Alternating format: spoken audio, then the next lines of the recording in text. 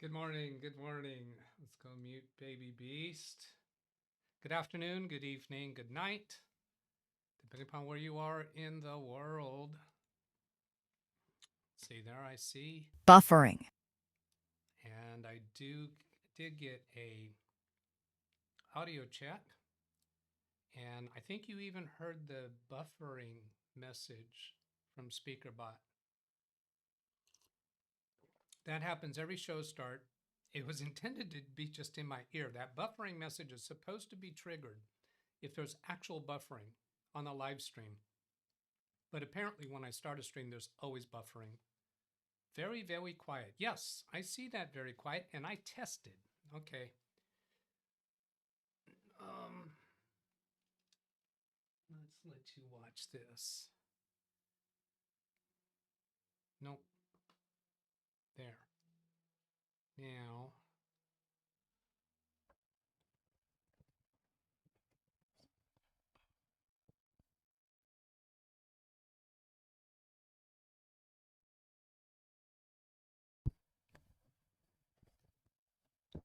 Okay, checking. Yes, that's better. That's more better. Do you agree? I did a test stream and the volume was good. This is at least the second time that I've had this happen where a test stream, the volume was good, and then on the real stream, it was not good. That is showing completely normal right now. Yes, affirmative. Thank you, Brian.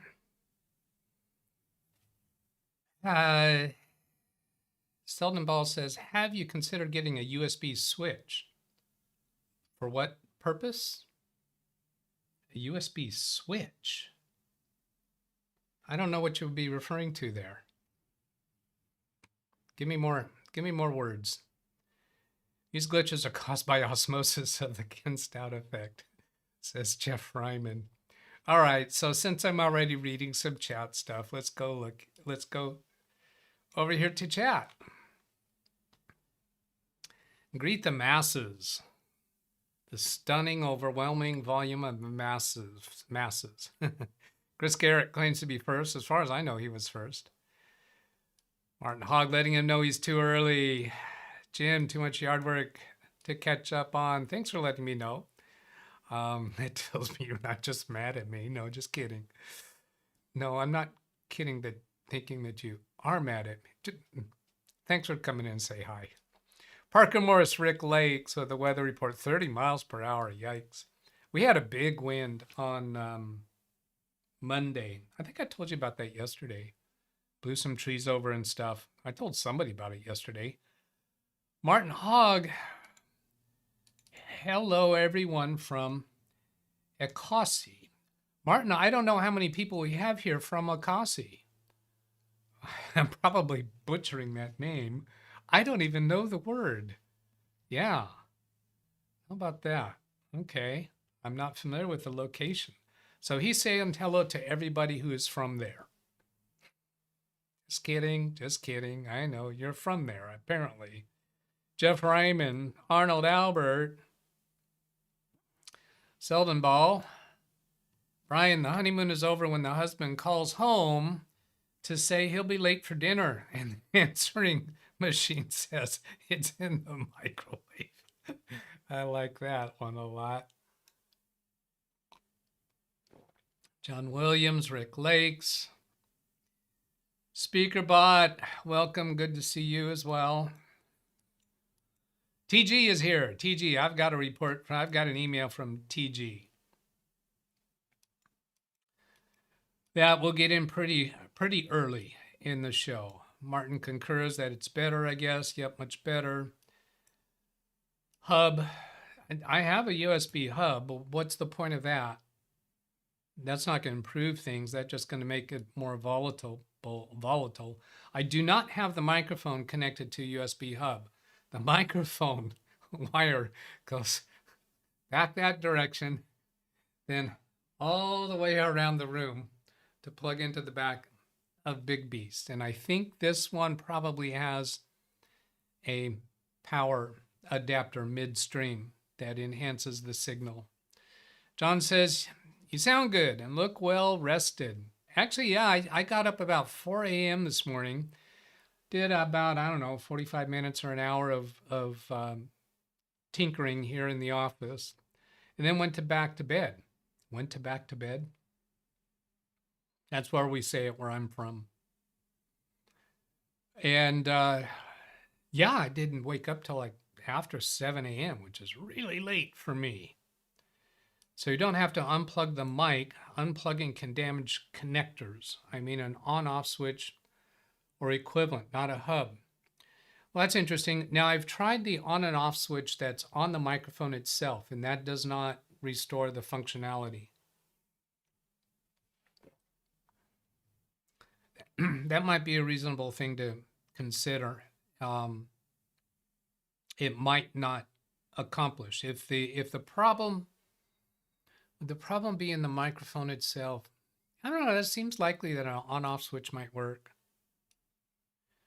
I could also do the connection at the computer because that would just be a regular USB connector. TG, yes, I did get your email. We'll be getting to your topic pretty early in the show. Excuse me. Yes, I was first on my home. The hotspot disconnected for some reason. Chris Garrett from the hurricane back a month and a half ago or so. His power is still out. No power. Can you imagine going a month and a half without any power in your house? And how do you even charge a cell phone? No, you know what? No, he doesn't have internet. I think he has power, just no internet. Is that it? Yeah, he says no fiber optic. Still getting frustrated with the speed on the hotspot. So he has electricity. The cost is the French word for Scotland. If somebody knows, it can give me a phonetic pronunciation of that. A cost? That kind of sounds familiar. I guess I think it's familiar from the word lacrosse, but that's a different word. Doug Stumper. I'm an odd number. Take away a letter and I become even. What number am I? Okay, I'm going to think it's an odd number that has 2 digits, so it's not a single digit number, and one of the digits can be confused as a letter or look like a letter. So 1, 2, 3, 4, 5, 6, 7, 8, 9. So odd number, take away a letter and I become even. So like 12, if you take away an L, claiming that the 1 looks like an L, then the number would, no, I'm an odd number. Take away a letter. So it's, I'm stumped. I'm taking too much. That's too much time. I'm moving on. I'm stumped. Somebody else is going to have to guess it. I have power, just no fiber. Jeff Ryman. Wiktionary. Wiki. All right. I'm going to take that off screen. And, a cost. E-cost. That's a cost. So the accent is on the E. Does this really, this isn't the phonetic spelling though. Rhymes with, or some other 2 words for pronouncing it. This just, it costs, that doesn't tell me whether you pronounce the E on the end or not. Oh, here, audio. Okay, I got to turn on Chrome browser audio for you to hear this. Icus. Wow. Icus. I would not have guessed that. Not at all. Turn Chrome browser audio off. Back. Wiktionary. Okay, so it's a play on Wikipedia and dictionary. All right. No power for a week. Had to charge phones in the car or truck.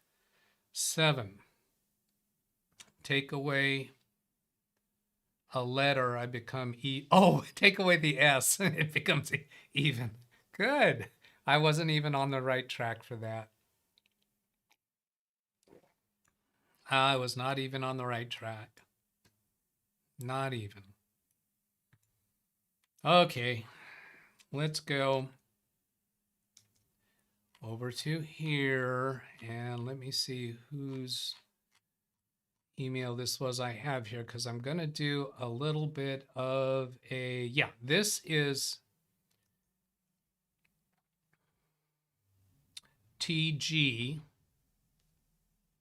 Let's see where he's asked if I got his email, right? It was TG that was asking that, because I got 2 emails to deal with. Yeah, you said good afternoon.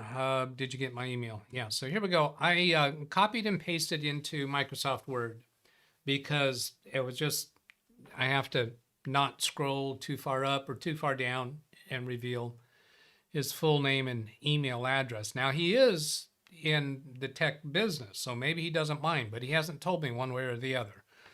So if you want to tell me that it's okay to expose your identity information, you could do that, because his email actually, I think, even gives us, I can accidentally scroll to his cell phone number and his office number, and his email address. So I am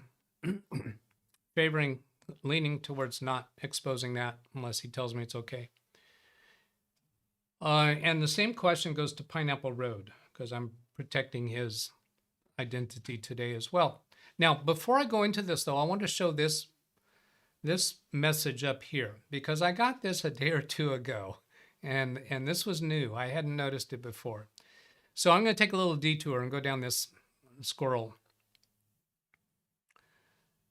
Microsoft Defender all-in-one online protection is included in your subscription. I have Microsoft 365 Family Edition that I pay for.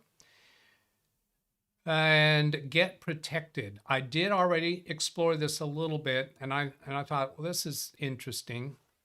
I should be by default taking that off screen when I go to a new screen, just in case it might reveal more information than I want to. Although I don't think there's anything there that I'm trying to protect. You can see in the upper right, I'm not actually signed in. Microsoft Defender, an easy-to-use security app that helps protect identities, data, and devices from online threats. Available exclusively Microsoft 365 Personal or Family subscription. Almost called it prescription. Safeguard Families info online. Defender continuously scans dark web for identity threats and alerts you if personal info is found to be compromised. Add and monitors 60+ types of family personal info. The thing that has always bothered me about these kinds of offers is, in order for them to scan the dark web for your information, you have to give them all your details. I've always been a little uncomfortable with that and have not done it. But somehow I feel a little more comfortable doing that with Microsoft, and I want exploring through a little bit more to see what happens to my data. Where does it go? And so there was more information down here somewhere that basically revealed that they are using another service for this, and your information does not go to Microsoft, but rather to the third-party identity protection. Oh, here we go. It's down here towards the bottom somewhere. Who has access to my personal info? Microsoft does not save or store your personal information. When you use identity theft credit monitoring, this info is stored and secured by Experian. So it's a credit agency. I feel pretty comfortable in trusting them. Personal info will not be shared with or sold to a third party or used for purposes other than monitoring. If your personal info is compromised online, Defender will alert you and provide guidance on what action to take to resolve the breach. So I have not gone down that road yet. I'm not really tempted to. Now see, that disappeared now. So I wanted to deal with that on stream before moving on, because I knew that notification was going to disappear and I didn't know how to get back to it. If I wind up pursuing that, I'll probably record it and then maybe play it back. I don't know. TG says you can display my name and info. I've been in business for 24 years. My info is already found on the website, and he gives his website name. So let's go look at it through on the email. And thank you for that, TG. Well, I guess that now we're also going to reveal his name. What do you want to guess that his first name starts with a T? Does it? Jeff says, I've used Paragon Hard Disk Manager for years and it works well, but I always boot from a bootable flash drive. Paragon. Oh, yeah, because he saw it in here, because this email does deal with Paragon. All right, so I'll switch back to the email. And then we can start referring to TG as Tony Giangreco. Giangreco. How did I do with that, Tony? Giangreco. If that's not the right pronunciation, give me a phonetic pronunciation. And as I've got on OBS on the middle screen here, I can see chat messages, but I don't catch them all. Sometimes it gets past me. Chris Garrett says, I went to the dark web with a flashlight. It was dark. John Williams, thank God. I'm not sure what that was in reference to. TG says, perfect. I pronounced it perfectly. Giangreco. Now, to remind you, Tony was in contact with us a while back about when they plugged in a USB drive to his client's computer, a high-end Windows workstation. It was the workstation version of Windows. I think it was Windows 11. It would blue screen. I think that was after upgrading it to Windows 11, but this is different. We're on a different topic here.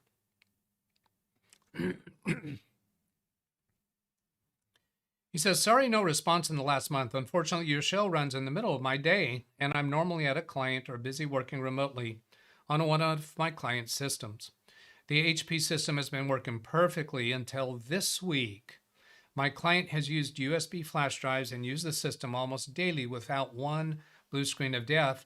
Since he has used it for about a month, I'm confident the problem has been resolved. Now, my recollection is it was resolved by uninstalling some flavor of security software. I don't know if it was Norton Complete Security or McAfee Complete Security or something like that, but he has a pretty literate client, and his client had a security software on it that I think was present on Windows 10. When they upgraded to Windows 11, it was still present, and that caused the trouble, I think. Oh, John Williams says TG, thank God, was what TG stands for. Okay, I'm sure many of his clients feel that way. This week's issue is quite different. I can normally resolve most issues quickly, but this one is puzzling. This client does not trust cloud backups, so I installed Paragon Hard Disk Manager Advanced for workstations. Remember, this is Windows for workstations. I think it was Windows 11. I've used this application for backups for about 5 years. The support and stability of the product has been very good. By the way, Tony, if I'm incorrect in some of my recollections, please correct that in chat. This week's issue on that system is unusual at first glance. Aren't they all? No. Oh well. I installed the application with no problem. The client has a new 6 terabyte Seagate USB drive I installed for him. It's formatted NTFS and has 4 terabytes free. He has put files on it and it's been working fine. I opened Windows Explorer and created a new folder named Paragon Backups that I planned to use for this application. And to scroll this, I have to escape to get rid of the red dot. While configuring the backup job, I selected C and D drive. The other drives don't contain files the client needs backed up. When I click through the application and select the Paragon backup folder as the destination, I receive the error, operation failed. The disk is not initialized. Please run Windows Disk Manager to resolve this problem. So he clicks through the application and selects the Paragon backup folder. So he gets to the drive, the external USB drive. He apparently can click to the drive, but it's when he clicks on the folder, he gets the error, disk is not initialized. See, normally I would expect to get disk and not initialized when you click on that drive letter to try to go to it. I rebooted the system a few times and replicated the issue. He is logged in as the administrator. This PC is running Windows 11 Pro for workgroups. There we go. That's a Read chat, please. In chat, let me finish the sentence. In a peer-to-peer network with no domains. The chat message, is this a recent version of Paragon that supports both MBR and GPT? That's a question to Tony. Now he just installed it on this computer. So installed it, didn't say whether it was a free version or a paid version or trial mode, and it was an external drive. I contacted Paragon support. Maybe we should hold off on the questions to find out what he's already done, because he's already got quite a bit. In fact, he might have solved it. I don't remember. I contacted Paragon support with the same information and included system logs they requested. And he says in chat, yes, downloaded this week. It is the paid version. Here is their reply. It seems that security settings in that environment may be interfering with the application's functionality. While you may be able to rule this out by trying another user, built-in administrator account, or another one that's created, here are some possibilities to check from what we saw in the logs. Windows Defender application control policy enforced. This could potentially be either the Defender policy itself or controlled folder access may be enabled, which may be preventing the application. So he's showing a screenshot here of controlled folder access. I don't think that's what this is referring to, because this looks like it's referring to a group policy setting. Now, I think we may have more information about that lower here. And I don't know if this screenshot was sent from their reply, or did Tony add this screenshot to the reply? Maybe you could clarify that, Tony. Worth noting that we also saw references to device guard, so that might be worth checking as well as if it's enabled. So this is their Paragon's tech support saying that they saw references to device guard. Where did they see those references? They saw those references in the information and system logs that they requested that he send to them. We don't have those. That's okay. This dot here is another one of their responses. So their responses are shown with these bullet points. Spybot Search and Destroy is installed. Remember, his client is a computer literate client that does some stuff on his own. So this may have been installed not by Tony, but by the client, or it may have been installed by Tony. Don't know. Tony in chat says, yes, Paragon sent those notes and Windows Defender info. I can't find anything related to device guard. So he didn't find whatever they're referring to that they saw in the technical content. Tony hasn't found that in the logs. Hang on.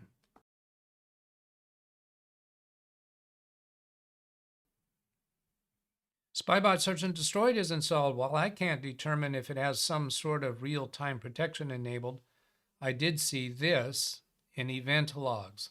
Who is I? I think I is their technician that's responding rather than Tony. Updated Spybot Search and Destroy status successfully to security product state equals on. Group policy. We, meaning the tech support, notice the following entry in the event logs, and this occurred many times and may be restricting the application on that endpoint. Bits is the background intelligent transfer service. A new bits job could not be created. The current job count for user such and such is equal to or greater than the job limit of 60 specified through group policy. To correct the problem, complete or cancel bits jobs that haven't made progress by looking at the error and restart the bits service. If this error reoccurs, contact your system administrator and recreate probably the per user and per computer group policy job limits. Glancing back at chat. Hello, Richard Rogers. As far as our Paragon's logs go, they are hinting that it's being blocked by something. As if the application could see the disks uninhibited, it would see that the external is in fact initialized per your screenshot, yet we're getting this. Again, their tech support authoring that line. Job with disk is not initialized, pre-run disk manager finish time.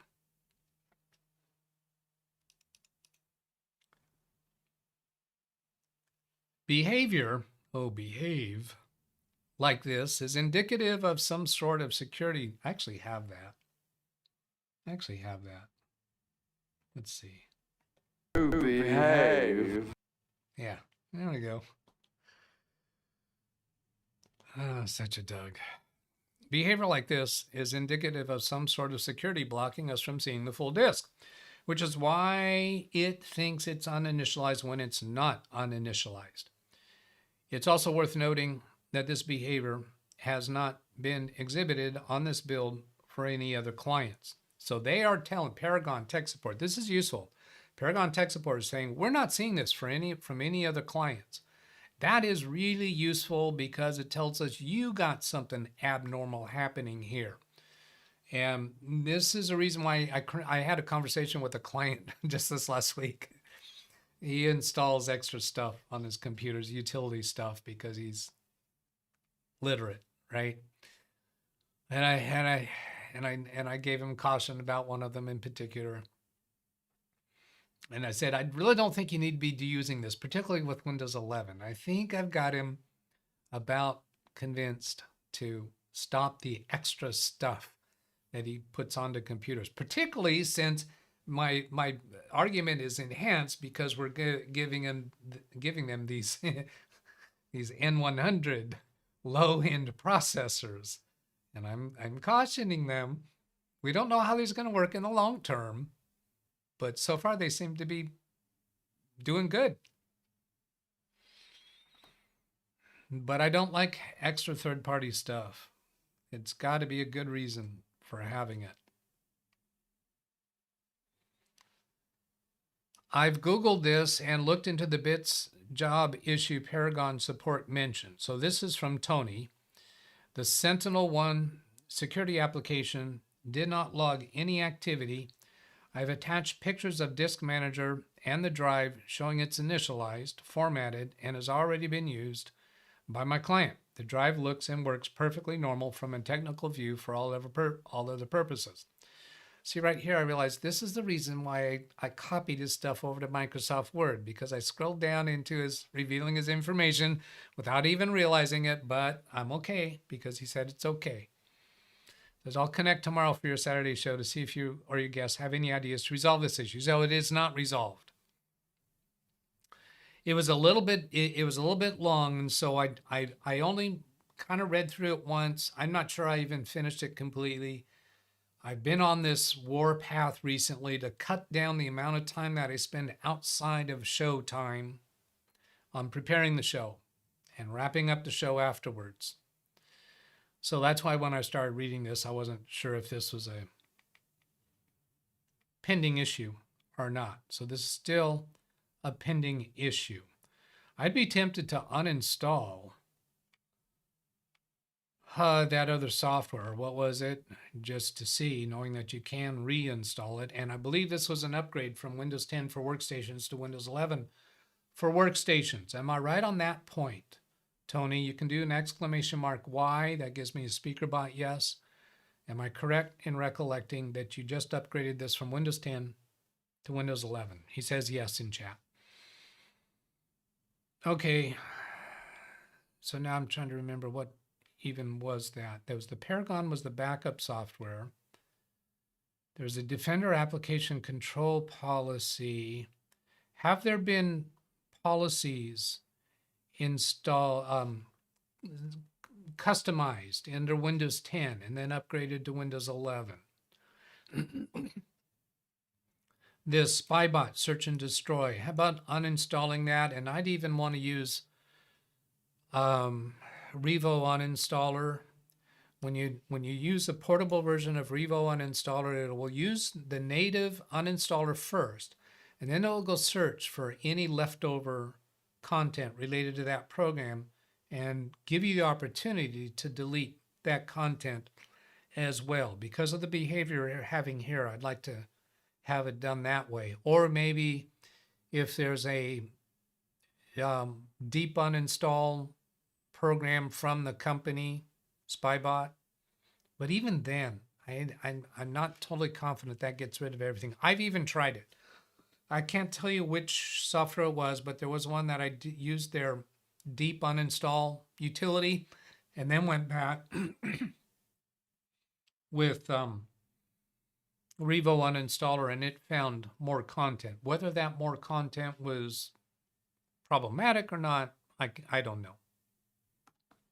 I already know some people just swear against Revo uninstaller. I don't need to hear that again.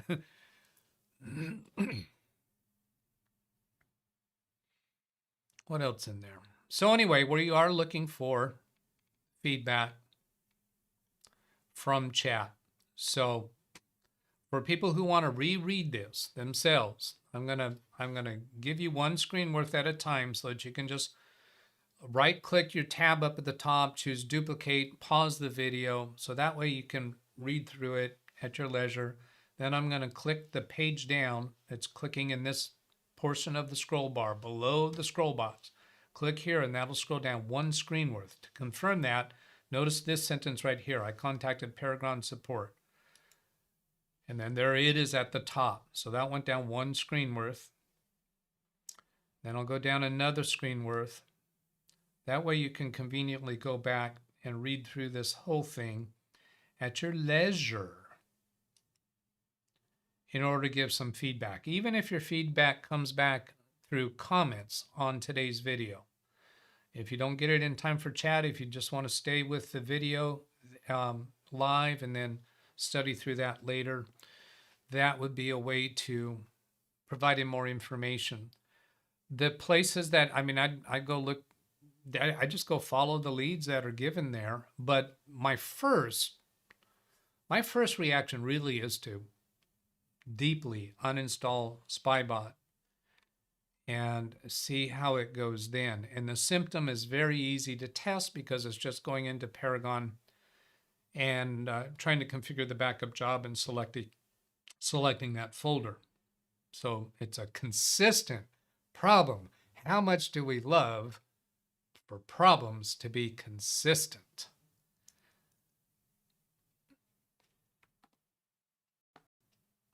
I think I need to switch to water. The tea is just not cutting it.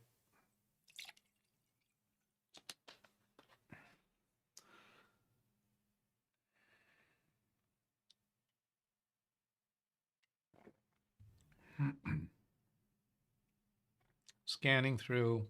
Spybot search and destroy goes back to at least Windows 7 XP days. In doubt, it's needed these days. I agree that, man, I have not seen a rootkit infection since Windows 95 days. So very, very little of virus infections. Virus infection lasts, long, long time.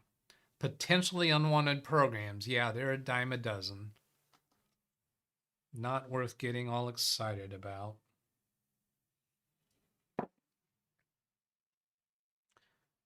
Exceeding the allowed number of tasks as mentioned by Paraground is going to cause strange failures since random programs won't launch or will be killed. No need for SpyBot. Tony says, I don't think any group policies have been updated or customized as client doesn't have the background to do that. All right. Greg M giving us this, solved, with the word solved. Let's see what he gives us there. Oh, he mentions on the next line, it has something to do with bits. Job cannot be created, job limit of 60. So this deals with that issue. Whether that is actually what's causing the drive access problem or not is not a certainty, because that's not what this issue is. This issue is specifically about the piece of information that was seen in the logs that referred to bits. But I don't think we know that that is the source of the trouble. It's how to get rid of bits jobs. What is the purpose of using SpyBot search and destroy? I haven't used it in 10 years. Maybe more useful back in the days. I think you're saying what's the purpose these days? And I think we're kind of saying none.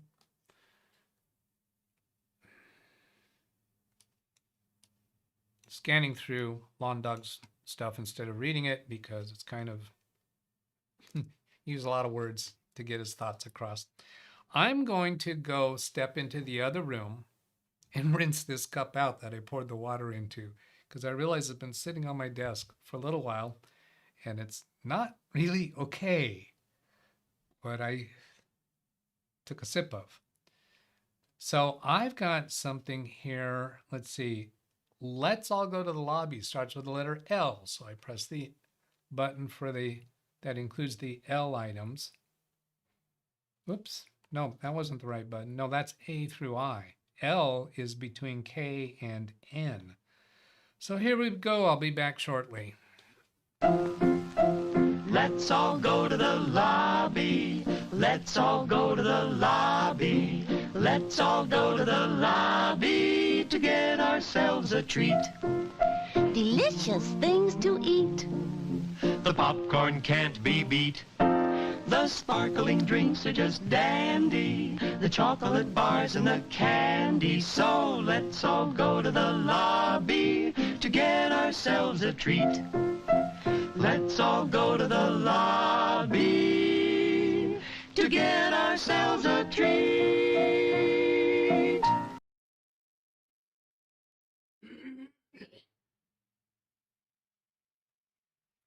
That was pretty much perfect timing.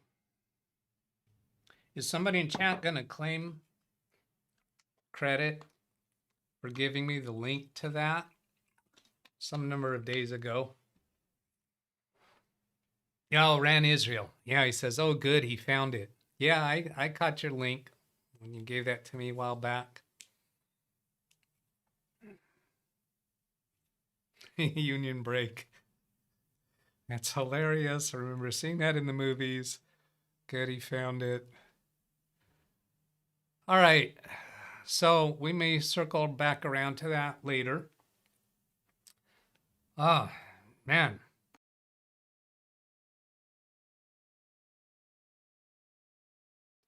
My routine these days is before showtime, I eat an orange with this lemon ginger tea, and that's done pretty good at clearing up my throat, but not today. Yikes. All right, let me move on to the next thing that I have lined up. Let's see, I received an email from Selden Ball. Oh, I guess I can show this because this doesn't show his email address.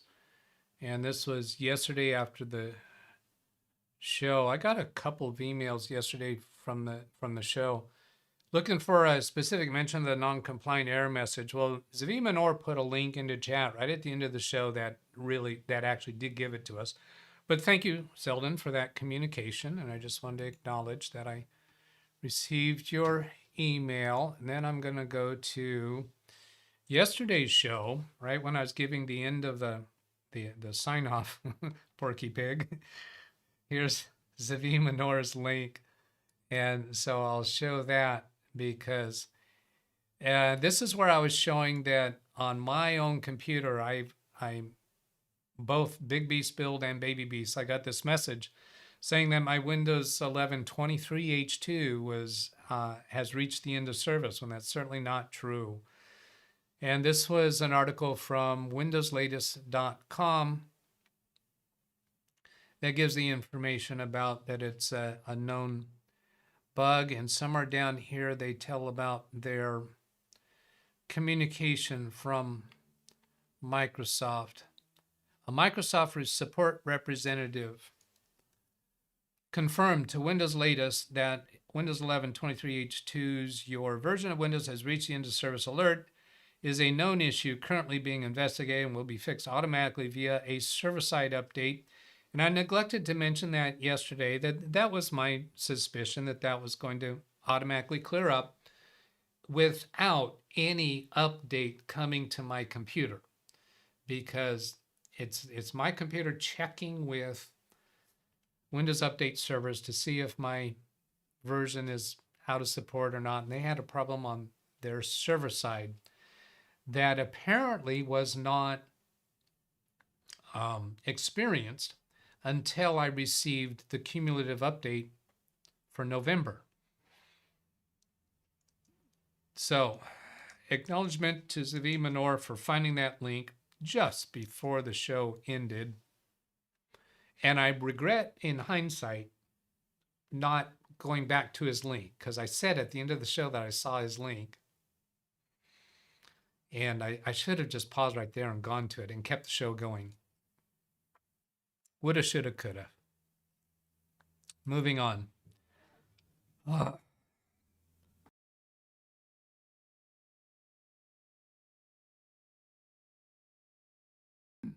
right. I've got a email from Pineapple Road, and he has specifically asked me not to reveal his name. So I am at the moment pasting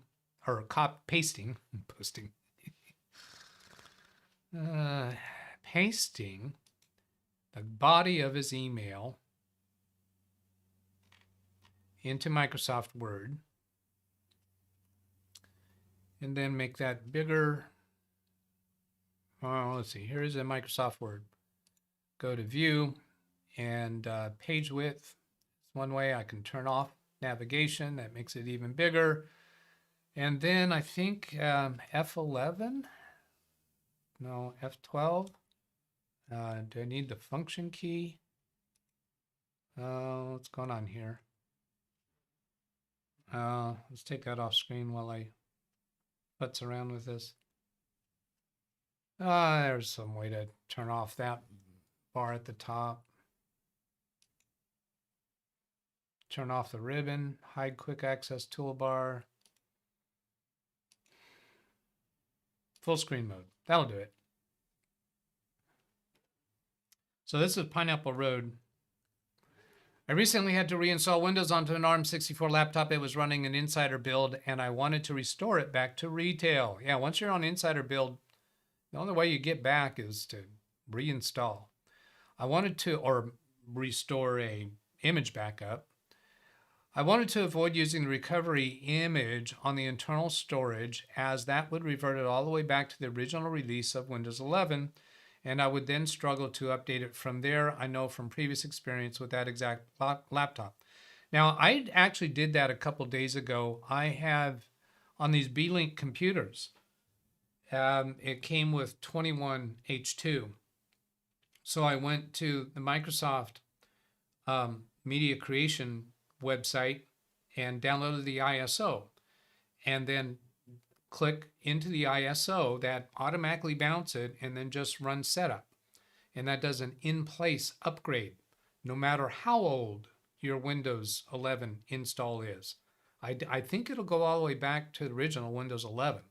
So right there, that's where I would have done, is to go ahead and reinstall from the internal storage, recovery image, and then run the 24H2 ISO setup file from Microsoft. Because Microsoft had recently released, oh shoot, I was supposed to press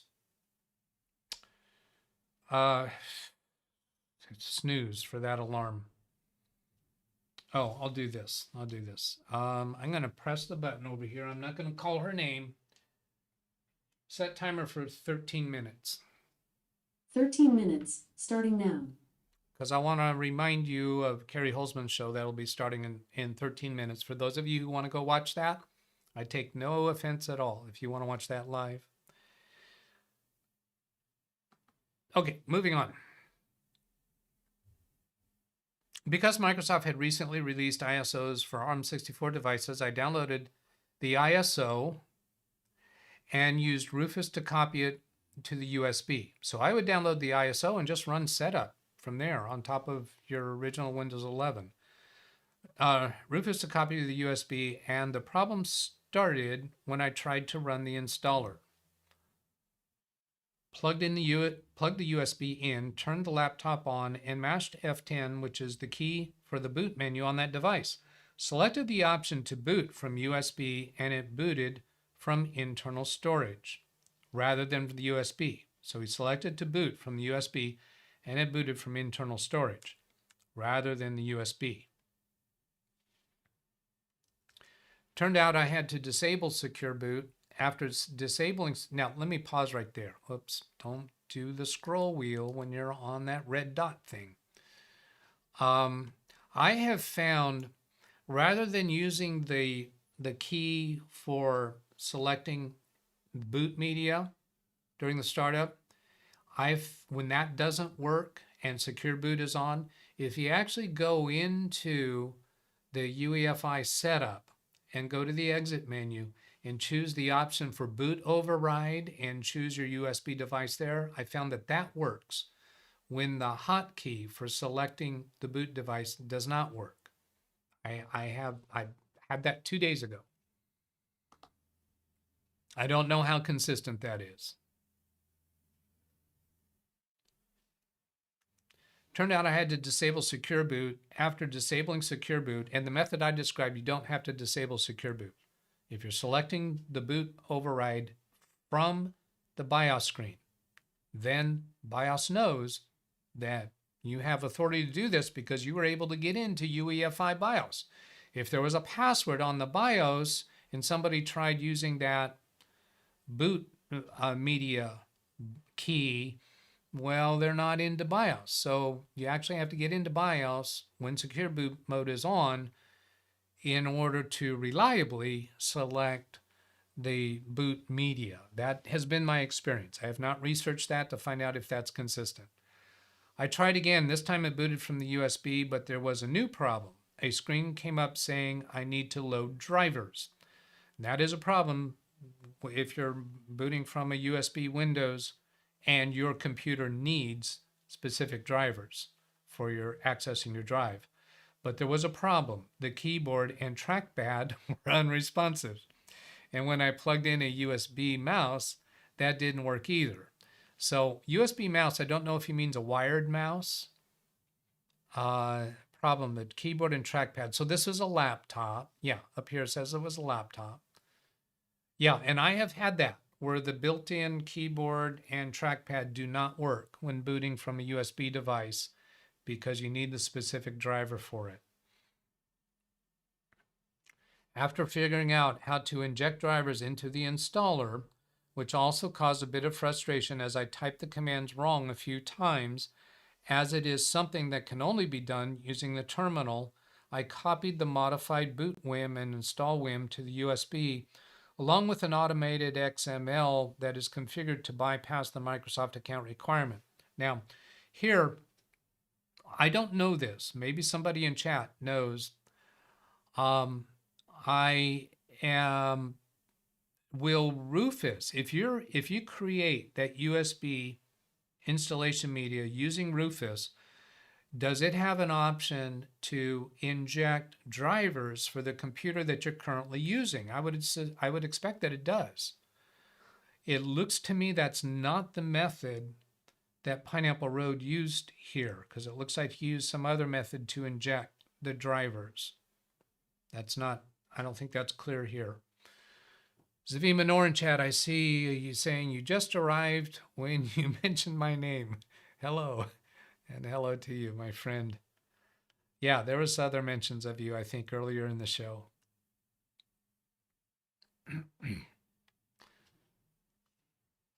So let's see, after he injected those drivers, and we continue, booted from USB again, and the installation proceeded as normal. But shortly before it got to the point where out-of-box experience would be shown, an error message came up saying it couldn't complete the installation. I eventually figured out that the error came up because I had attempted to install Pro, Windows 11 Pro, it's an ARM device. When the system had a product key in the firmware for Home, I had purchased an upgrade license on previous occasions. So he previously had this computer running on Windows 11 Pro. But when you go to do a fresh install, it looked to the BIOS and found a key for Home version. After modifying, let's see, I'm going to do this and bring back that picture. After modifying the unattend XML to include a generic product key for Pro, which I believe also Rufus lets you inject a product key into the USB media. Now, I don't use Rufus. I have used it in the past. I do not need it. It does not make sense for my work. I do not have frequent enough need to do a fresh install to bother with it. So any of my comments regarding Rufus, if I'm wrong, let me know in chat. Now we point a time to use !C and then type your message to me if it's about something that I'm talking about at the moment. That is an important time to use !C. Okay, include generic product key for Pro. I began the installation again and it installed without any errors, and Windows eventually detected the digital license for Pro. I've noticed that more recently, digital licenses don't seem to get detected until I open the activation page in settings, then navigate away from it. Oh, that's interesting. So what I'm understanding that to mean is you go to the activation screen in Windows. So let's go do that. Windows key, type activation, get activation settings, press enter. This is the activation screen. So you would go to the screen, find that it is not activated. Then you would navigate away from it, like clicking on System there, and then go back into Activation, which should be on here somewhere. There it is. And then it shows up as active if there is a digital license stored by Microsoft's licensing servers. I don't know if that's what they call them. Until I open the activation, then navigate away from it. And then, I don't know how my picture got pasted there. Fixed, I think it's perfect. Thoughts? Was that in his original email? I don't know why that's there. So this is not a problem that he's looking for solutions. This was something that he went through that I felt was worth sharing and discussing because it brings up a number of points. Oh, that's weird. I'm looking at the original email and I don't find my name or picture at the bottom at all. I don't know how that pasted into there. Oh well. Yeah, no, wells are a deep subject for shallow minds. Where do I want to leave this sitting idle? All right, that one's okay. Go check in with chat. Scanning through. Parker Morris to TG to Tony. Have you checked if the software is up to date? That would be that utility software. Not even remembering the name of it. Jeff says, does he have the home version, no domains, or the business version, domain capable of Paragon Hard Disk Manager? Hard disk, yeah, it's Paragon Hard Disk Manager for doing backups. Is that it? Was it actually the Hard Disk Manager, or was it Paragon Backup? Are those the same product? I'm going back to look at this through the actual email, but he said it's okay to show that.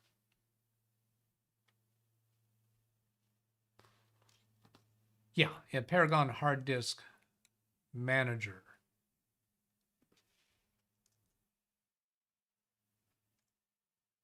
Yeah, Tony in chat just said same product.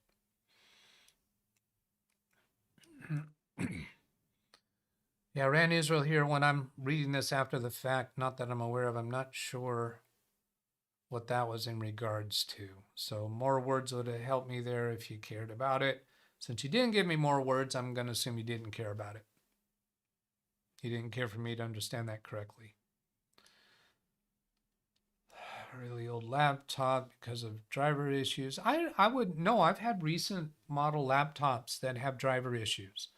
I think a Ace Magic laptop is one that I tried to boot Windows installation media from, and the keyboard and trackpad did not work.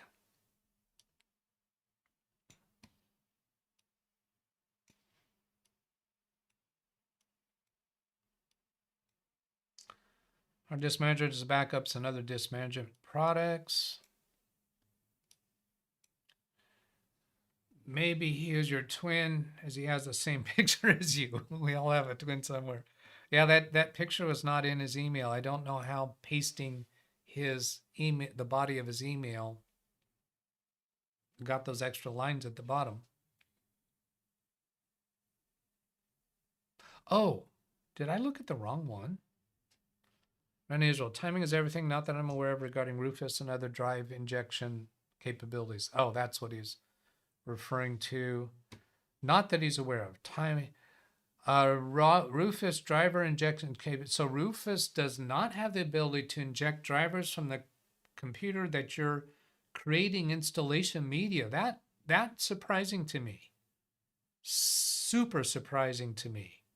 Does anybody confirm what I assumed Rufus would do, or Rand's understanding that it does not have that?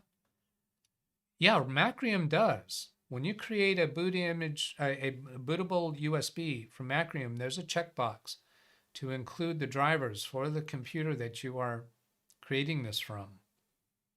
I'd be super disappointed and surprised if Rufus does not do that. Come on, you Rufus defenders. Oh, Ski-Man has been offered 24H2. I still have not. The only computer that I've installed 24H2 on is when I found this B-Link was at 21H2. And I said, no, I am not going through those updates. And, oh, that's my reminder. Stop. Yeah, with 21H2, it would not offer me to upgrade to 22H2 or 23H2 or 24H2. I tried doing, scan, check for updates. It would not. So I had to somehow perform the update otherwise. Now I'm deducing that that's because 21H2 is no longer supported. It will not get updates, even though it said you're up to date. Yeah, the 21H2, when I said check for updates, it said you're up to date. No, I'm not. I know better than you, Microsoft. Hello, Ken Stout.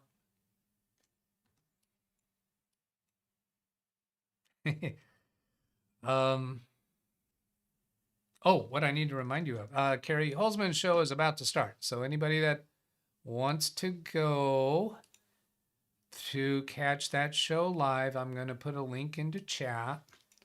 Go over here to his show, and it has not actually started yet. So I'll click on share, copy that, and put that into chat. So I want you to know I have no concerns or offense at all. If you want to go to Carrie Holzman live show. And hopefully you'll come back, and if you pause, if you right click on that link and choose open a new tab, you can pause my current video. And then when you finish watching his show, you can come back to the tab for my show, and you will still be able to see chat because the chat room will keep going. However, we don't get an hour's worth of chat, do we? Yeah, there's an hour's worth of chat. I don't think it'll preserve all of the chat, but when you pause my current video, you can come back later and click play, and you'll see all of the chat that has occurred. You'd have to scroll back up to see it. Greg M, thank you. It's really nice that you're going to stay here. You can go, of course, watch Kerry's show on replay, and I fully intend to. I'm looking forward to his show today because what he is doing is showing the fix. Oh, there he is. He just started live. Secure boot not enabled. Will a BIOS update fix the Max 10 computer? He got a BIOS update from them. I'm on pins and needles to find out if they gave him an explanation of why the BIOS that came on that machine is not there. Now here I'm going to demonstrate. Watch, I pause his video, and you'll see his chat room keeps going. So pause does not pause the chat room. We'll see more chat messages come up. But even if I go back 8 hours later, these chat messages will still be here. Now, some live streams, such as mine, if you come back and watch my video on the replay, the chat room will not be there until YouTube finishes processing the video. When I do a video that's less than 15 minutes long, the chat room comes up pretty quick. When I do my half-hour videos, my chat room's not there till the next day. When I do these 2 hour videos on Saturdays, the chat room seems to is available for replay after a few hours, meaning the half-hour show takes longer for YouTube to process it than the 2 hour show does. YouTube is YouTube is YouTube. Yeah, see there, his chat room is still going. All right. And I'll leave that running so that I have his chat room, even if I don't go back and watch it until he's done. Ski Man staying here, thank you. Ken's been here since the lower non-audio began. The lower non-audio began. Yeah, we know. Ken Stout in words. He's saying he was here since I had the low audio problem at the beginning of the show. It was not non-audio.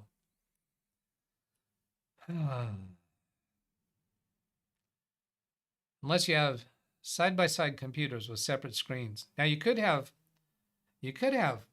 4 screens, like some people, and have one video playing on one screen, another video playing on another screen. You could have one ear listening to one video, the other ear listening to the other.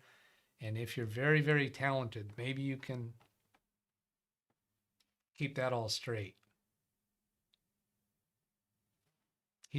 Ken is defending himself now in chat.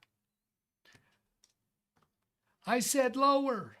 Yeah, you said lower, but you also said non. Lower non-audio. What is lower non-audio? So something was lower, but it was not my audio because it said it was lower non-audio. So maybe he's saying it was my lower video.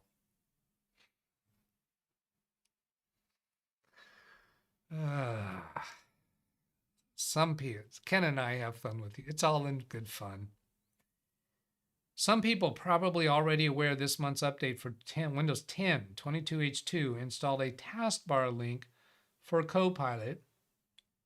When I clicked on it, Copilot continued with a previous web conversation. So it's your previous Copilot web conversation. Now, I think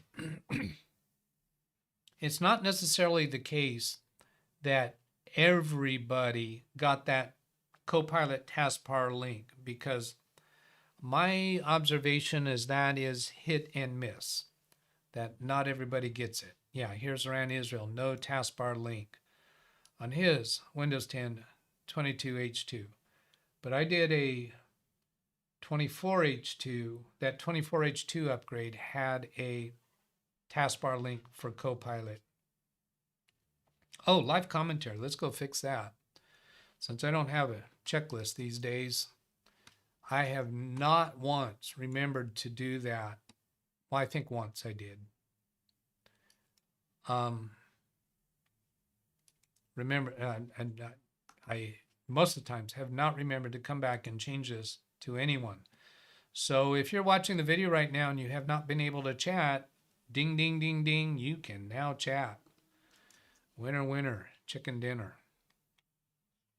Let's see if anybody shows up in chat. Hey, that's me. I have not been able to chat. Now you can, because live commentary mode is now turned off. Anyone can send messages. Have I said that enough times to get the point through? Ran Israel says, got cut mid-sentence. Maybe I think he gets ads that pop up. Is that what you mean, Ran Israel? Did I get cut with an ad in mid-sentence? You told me you would handle that, so I took it off my list.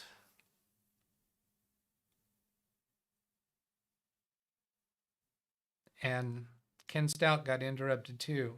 I don't know what he's referring to there. Use more words. I said lower. So we were talking about audio and lower. You told me you would handle that, so I took it off my list. Oh, I know, the live commentary. Because at one point, that was a Ken Stout task, because he has some kind of super admin role on my channel. But he can only do that on his cell phone, that he can make that change. So you told me you would handle that. So it took a little while from you. What you could have said, Ken. Yeah. All right, I'll give it to you. He likes me to grimace on full camera view.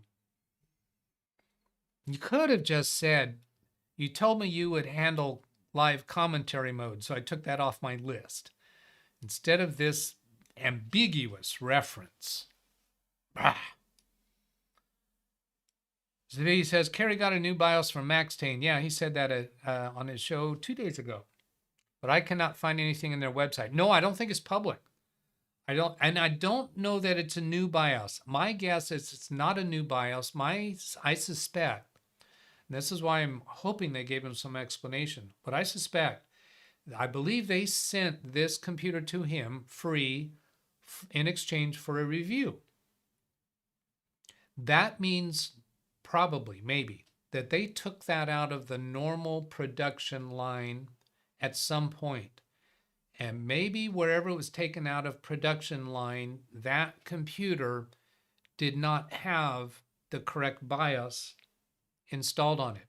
And maybe all the other computers that were shipped to paying customers received the correct BIOS. And therefore, they did not need to publish that BIOS on their website. I think that's more likely what happened. No, when you change it. You see, there it again. He won't give me words to communicate a thought. This does not communicate a complete thought. Know when you changed it. See, if you're going to try to have a live conversation with me, Ken, you're going to have to do the !C, but you're going to wind up irritating me if it's just irrelevant. Doug, did you just say Ken Stout is irrelevant? No comment. No, when you toggled live commentary mode. Oh, it got interrupted mid-sentence? When you change, oh, that's what you're referring to. When I changed it, they got interrupted, got cut mid-sentence when I changed it. What do you mean interrupted? You didn't, my voice cut out when I changed it? What got cut? My audio got cut? What got cut? Mid-sentence when I made the change. See, if you give me a more complete thought, be helpful. You said I no longer had to change the status of commenting. Yeah, that's true. I didn't, I said I've been forgetting it. I didn't blame that on you. Read chat, please. No, we were not able to continue with our chat. Read chat, please. Oh, started typing. You toggled live commentary. My text got cleared. Oh, that's interesting. So you were typing a text message, and when I changed that, what you had typed so far got wiped out. That's interesting. Weird. That is interesting. I'll get to that pilot comment a little bit. Read chat, please. Rand's words are much better. Rand's words are much better. Good job, Rand. I started typing. You toggled live commentary mode. My text got cleared. See how communicative that is? That is so clear. That is a complete thought. Thank you. Thank you. Do you think Ken Stout's going to do anything with that? I don't. I don't think that was significant enough. I may have skipped over things. Read chat, please. Not intentionally. Yes, but it does. Yes, but does it frustrate you? See, that's not even a complete thought. Yes, but does incomplete thoughts frustrate you? Yes. What do you mean by it? That, it, them. Those are not complete thoughts. These are not, it's not a complete standalone thought when you use the word it or that. Substitute that with some words. But does incomplete thoughts frustrate you? Yes. You recruit, I'm Batman. I need to get back here to TG. I think there was an earlier TG. There's TG.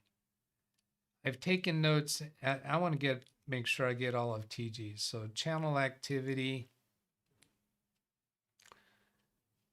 And this is today's episode. Read chat, please. All of his. Yes, my text was wiped out also when you toggled that switch. I've taken notes. I think I'll uninstall Spybot and Sentinel-1, followed by the Revo app to clean up any remaining traces of those apps. Then try Paragon. No. Use the Revo app to perform the uninstall, because if you uninstall them first, then use the Revo app, it won't show you those programs available to uninstall. If you use the Revo portable app and tell it you want to uninstall Spybot, it will use the vendor provided uninstall program, and then it will search further. But if you uninstall those programs first, then use Revo, you don't have any way to tell it what you want it to scan for. That's my understanding of using Revo Uninstaller. Now, there's some people in chat that are more experienced than I am with it. So if you have contradictory advice on that, please put that into chat.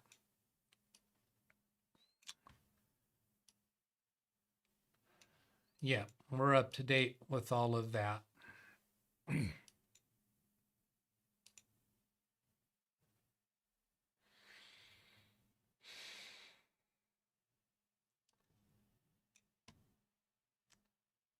concerning Copilot and a change they made where you have a continuous conversation. Have you tinkered with this new change? Well, when I first started with ChatGPT, it had continuous conversations. I assumed Copilot had continuous conversations all along. I didn't know that they did not. I like the old way where I would ask a question, then Copilot would give me a response. Yeah, that you can still do that, but you have to start a new conversation. So I'm going to go, here's my Copilot link down here. I'm going to take that off screen because I don't remember what my last Copilot conversation was. So I'm going to take a look. Oh, here it says, it's great to see you. Sign in. I'm not even signed in. So I think I have to sign in to see my running conversations. I'm clicking sign in. And that gets me here. Create an account or sign in. It should be using my Microsoft account, right?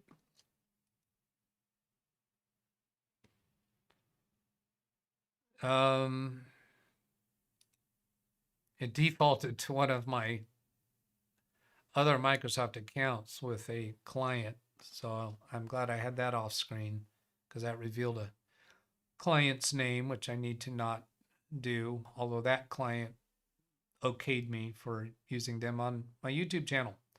So it's great to see you. Something fresh. Oh, here's view history. So if I click on view history, yeah, that shows my prior questions. Here's Thomas Edison and the light bulb legend, because it's actually a legend about him failing 1,000 times to create a light bulb. It's not historically accurate. So here was that back then, and so then I can type a follow-up message for that. Let's see, like if I say, how old was he when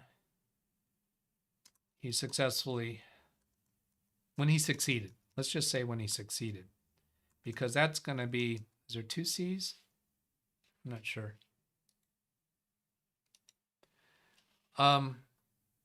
Since it's part of this conversation, it's going to know that I'm referring to this conversation. What he am I referring to? Thomas Edison. Succeeded at what? Creating the light bulb. So that's going to be a continued conversation. I assume that's always been the way that Copilot works. And yes. Now, if I want to do a new conversation, you click the plus sign, right? Yeah, right. Click the plus sign, start a new chat. So this would be to start a new topic, and then you can go back and look at your history topics. Let's see, this one now says go to home. So if I go to home, then here I get to see my history topics. That was a squirrel. That requires way too much thinking to have worded that as you requested. By the way, you can grimace again, please. Okay, so here's the thing. Yes, it takes more thinking for you to give me a whole thought in your chat line, but it takes longer for me to try to puzzle out what you were trying to say. You want a grimace? Here you go, Ken. It takes longer for me to puzzle out what you were trying to say. So it's rude of you, Ken Stout, to give me these cryptic little words that don't give me a complete thought. It's because you're too lazy to give the extra words. It's going to take longer for you to do that. I was not actually angry. Come on, I'm just giving him some grimaces so that he can play and make fun of me and ridicule me, which none of that bothers me in the least. That's all fun.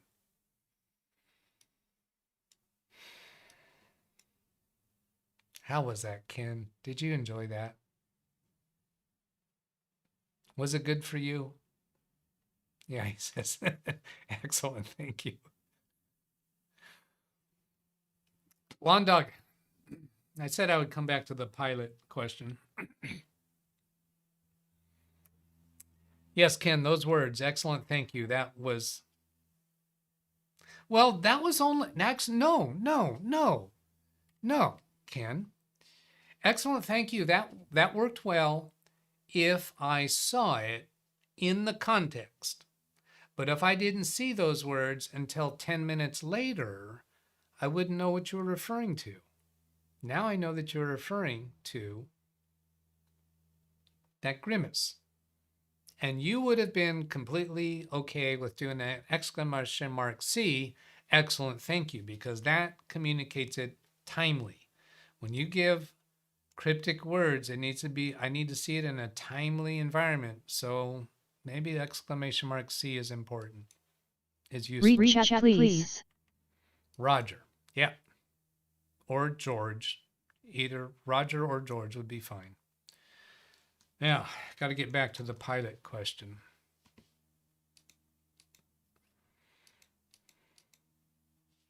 I remember you saying you were a pilot. No, I am a pilot.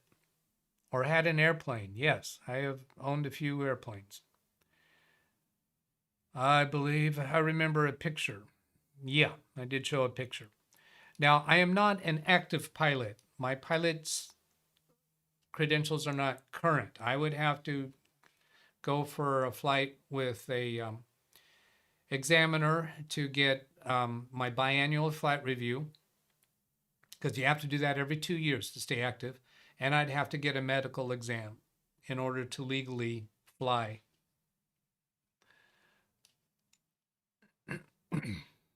Oh, is that all you were? That really wasn't a question, right? That was just a statement. That's not really a question. Oh, flight simulator. I saw you asking that on, I think both on Ken's show and on Carrie Holzman's show. New Microsoft Flight Simulator 2024. I had, Tim Sowell will be able to tell you stories of this, but the previous streaming computer that I had, the one that has my airplane on the side, etched into the side panel. My grandson has that computer now, but when I started live streaming, I was using that computer. That computer's birth, when I first purchased that, from a custom computer building company. I had bought that to set it up as a flight simulator. I was using 3 monitors. I had one display spread across 3 monitors, so it's like you were in the cockpit. And I had a yoke, and I had aircraft control buttons and such, and levers, very much simulating an actual airplane cockpit. And I set that up in the hangar that I was responsible for building, 6,000 square foot hangar at our airport. And we used it for giving kids experience with flying airplanes. And I was using the installed version of Microsoft Flight Simulator. That was before it's a web version. Now, this Flight Simulator 2024, I assume, is a web version. But no, I'm not going to be playing with that. I'm kind of been there, done that. Yeah, I think you'd be interested in the changes to Flight Simulator 2024, the tremendous improvements. No, been there, done that. Yeah, it's really very, very good. I'm sure, and it's got better. All right. In recent days, I've not had the list of topics in the video description. And I think it was yesterday, I kind of was running a little dry. What am I going to talk about? So today, I have a handwritten list of things to talk about. Pineapple Road was on that list, so we've done that. Not that, not that, not that, not that, not that. We haven't talked about any of the rest of this stuff.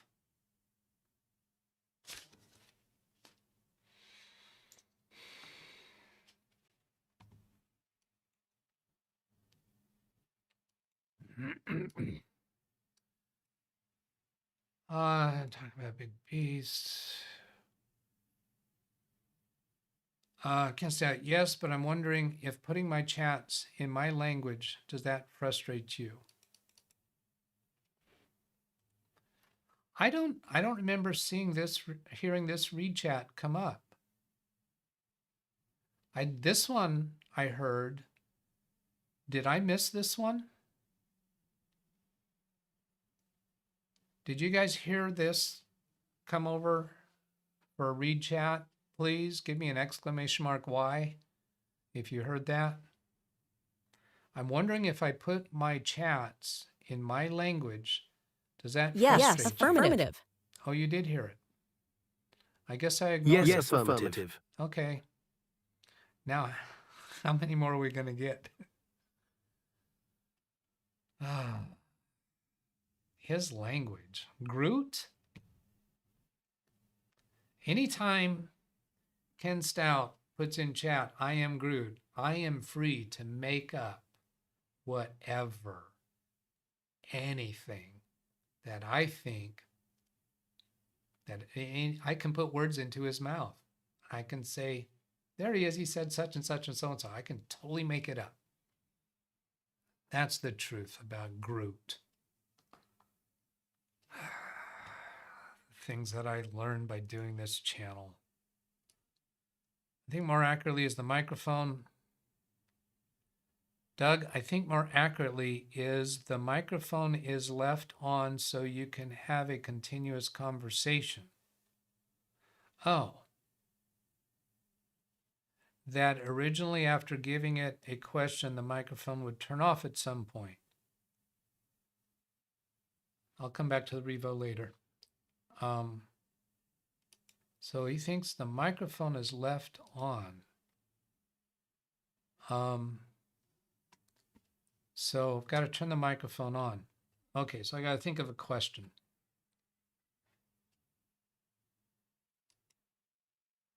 Hi, Doug. I'm here. How are you today? Oh, allow. How are you today? I'm thriving.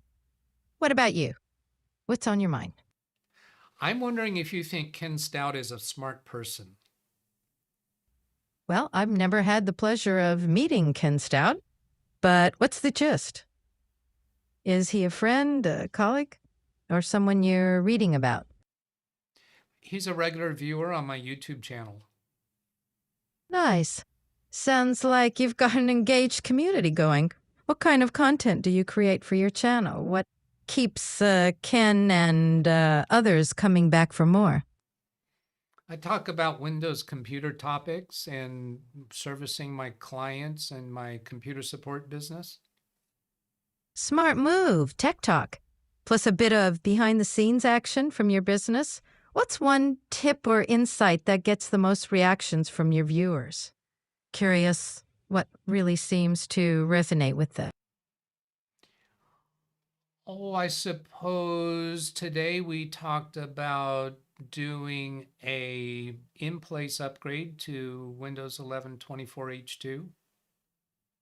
Nice, keeping things current. How'd your audience respond to the idea of upgrading to Windows 11 24H2? Any excitement or concerns? Always interesting to see how people feel about new tech. I think they were pretty much aware of that already. That's great. Knowing the audience is already in the loop means they're engaged and eager for updates. Anything else you're planning to dive into next that might catch their interest, or any other projects you're excited about in your business? Would it bother you to know that I'm actually broadcasting my conversation with you right now live on YouTube? Well, I'm always up for a chat, Doug. So sharing our conversation with your viewers adds a fun twist. I'm game if you are. What's the feedback like from your audience? Well, Lawn Dog says, I think what Doug is doing demonstrates the conversational abilities, which I would consider a plus. That's cool to hear. Seems like you've got a thoughtful crew tuned in. What else are they saying? Any topics they're curious about or questions popping up? I can see that it might be a little bit difficult to terminate a conversation with you because you just kind of keep talking. Fair point.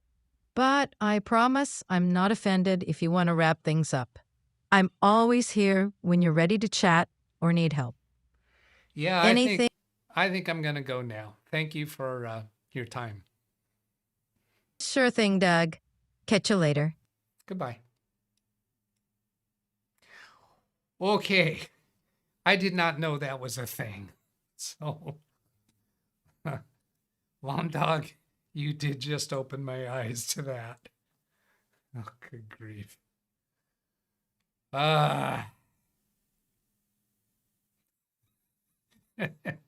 Resistance is futile. We are being assimilated.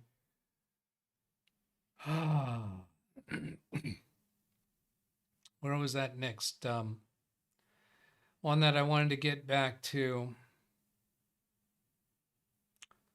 Somebody was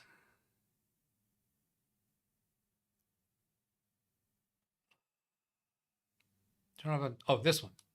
Zavia Minor saying, you said exactly right about Revo and how it functions. I inserted the word right there.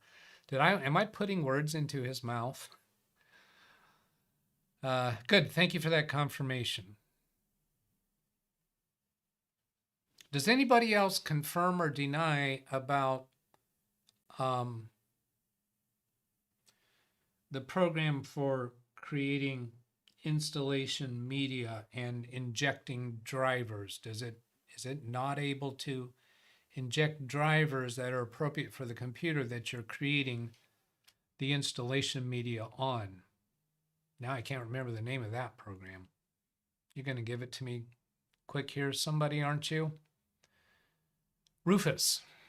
I got it before you told me, before I saw it pop up in chat. Rufus. Does anybody confirm or deny that Rufus can or cannot inject drivers appropriate for the computer that you're currently working on? Greg M says, I've seen no way for Rufus to inject drivers. If you continue to ask questions, it will continue with the conversation, but I'm getting at what the microphone does. It used to turn itself on and off. Now the microphone stays on. That's how I use Copilot. I don't do much typing anymore. I'm in the Star Trek age where you just talk in the computer and it answers, talk to the computer and it answers all your questions.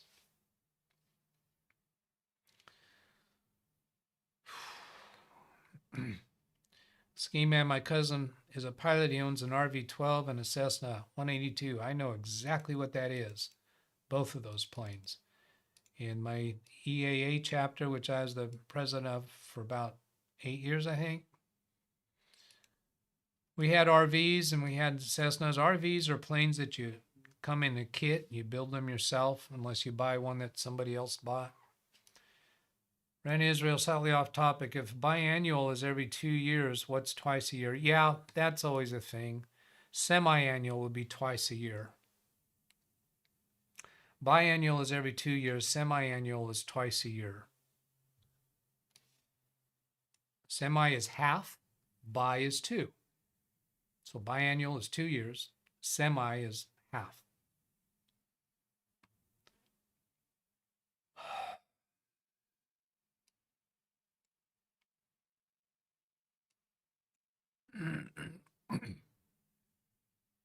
Skimming over some of Lundog's comments because they're more of the same.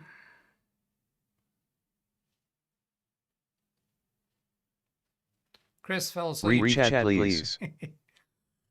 Yeah, I've got a bumper that involves that, huh?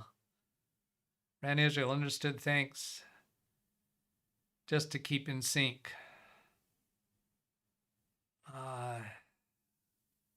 Oh, that was about the semi-annual.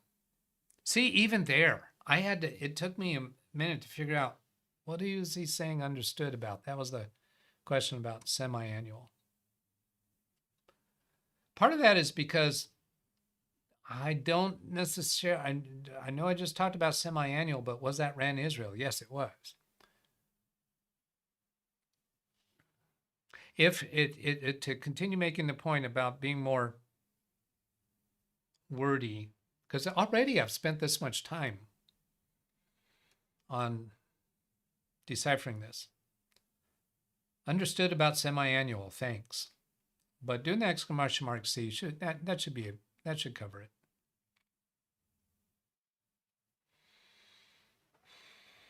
it. They don't need people anymore or friends.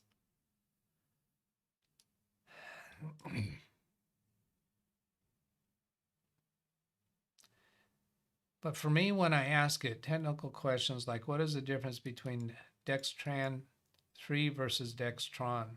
Yeah, asking the Copilot. That was pretty good. I really liked that.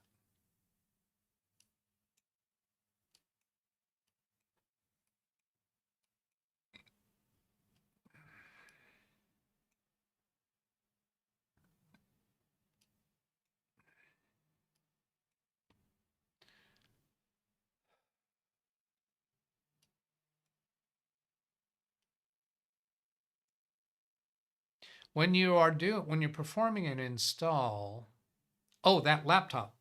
And I said when I was doing a Windows 11, booted from a Windows 11 media on the laptop, and the trackpad and keyboard were not responsive, I just plugged in USB keyboard and mouse, and that works perfectly. So keep your wired devices around. You need it someday.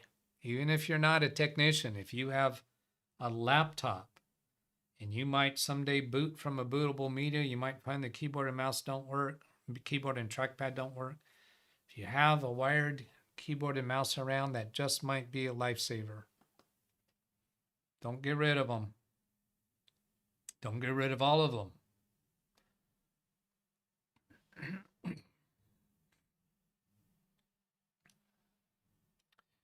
Jim has extensive experience with Rufus, so yeah, he might know, but I think he's already responded to that question. And he's not here live. He's really good. Thank you, Jim. Thank you, Jim. He sometimes watches this show on demand afterwards, or on replay, or even in DVR mode, and doesn't see a issue that's in question until it's over with, and he puts a comment on the video answering a question. So I'll bet you that he will give us a response in video comments, in channel comments. Comment on this video. How many ways can you say that, Doug? Are you a freaking thesaurus or what? He'll put a comment letting us know what he knows, if anything, about that. So I think I need to go deal with channel comments because I'd been ignoring them for a long, long time. That's why you keep wired devices. Many other wireless devices do need drivers. Jim got mad at Rufus because Rufus kept calling Jenny, not Jenny, Jenny. How to add drivers to Windows installation ISO and use Rufus at the end. Let's go look at this. Then I want to go deal with channel comments that I've been ignoring. How to add drivers to Windows installation ISO. So add them to the Windows 11 ISO, then use Rufus. Is that what we're going to see?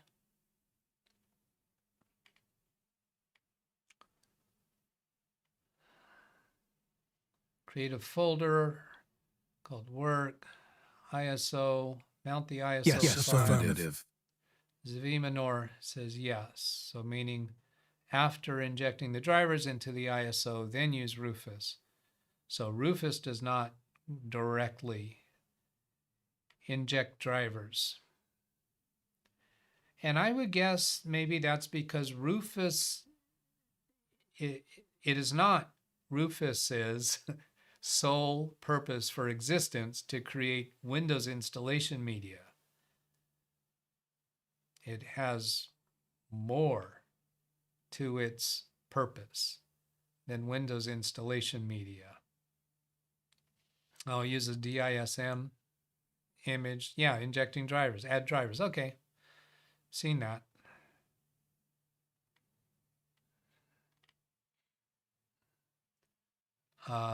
Windows Assessment and Deployment Kit. All right. What was that? ASDK, something like that. I think they use that acronym for it. Deployment imaging tools. Do you get the idea? This is not a simple process. Read chat, please. But even when you go to Windows Media Creation website, isn't there a checkbox there for create for this device that would do drivers? Oh, I'm scrolling down looking for read chat, please. ADK, yeah. Assessment Deployment Kit, is that what it was? Assessment Development Kit? Windows Assessment and Deployment Kit, ADK. All right. I'm going to go to another thing. Oh, this is people's comments about it. When you go to a website that has information about how to do something, it's often useful to scroll all the way to the bottom and see what comments people have. If they're saying, this didn't work for me, doesn't work, no, that didn't work for me, then you know, don't bother reading the whole stuff. This is a website called W365.dk. Development Kit? Is that what the website is?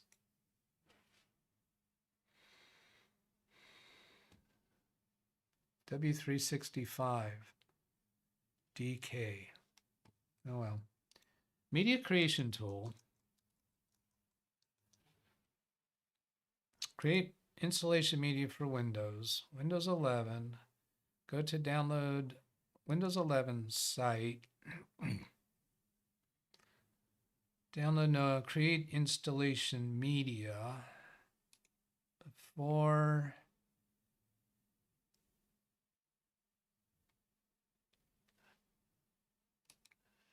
too long, did not read. We go straight to the creation tool. Don't I remember something about create for this device?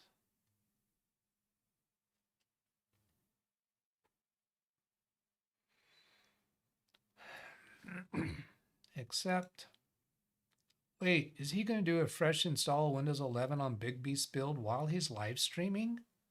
That would be impressive. Yeah, use the recommended options for this PC. No, that doesn't do drivers. That's recommended options for this PC. That's the checkbox I was remembering. It's not drivers. Can I prove that? Yeah, so like if you need a driver to access your hard drive, I don't think this will include it. All right, that's as far as I want to go. I'm going to leave that open for now because I think I do need to create a 24H2 installation media. So maybe I'll do that after the show. Wasn't there some other scroll? Oh, I know what I want to go to. Channel comments, because I've been negligent for so long. See all these channel comments? Good grief. Good golly, Miss Molly. I've been neglecting them because the way I had been doing them takes so much time. Now here, while the show is running, can I get a timestamp? See, it doesn't have the checkbox for timestamp. So I can't get a timestamp to this point in the video. When I respond to somebody's comment, I like to put a timestamp when I responded to them. But I cannot do that during the show because I have not been able to figure out any way to create a link to this point in the video while the video is live. That Read chat, please. checkbox for time is only available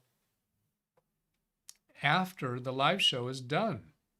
Ran Israel says right click on the video while it's live. Copy video URL. So I don't think that's a timestamp though. I think that's just a URL for the video. See, there's no time code. So it's not going to get to that point in the video. It just, I think it went to this point in the video because I'm live here now. What if, how can I demonstrate this? Because that just took me straight to the live. That is still in my clipboard history, and that's not going to change. So if I go to a new tab and paste that, it's not going to go to that point in the video. It's taking me straight to live. So if I right click in the video again and do copy video URL, it's going to be, it's the same one, LIE. So it's not a timestamp. That doesn't do what I'm asking for.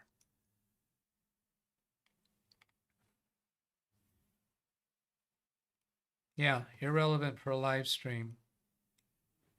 On a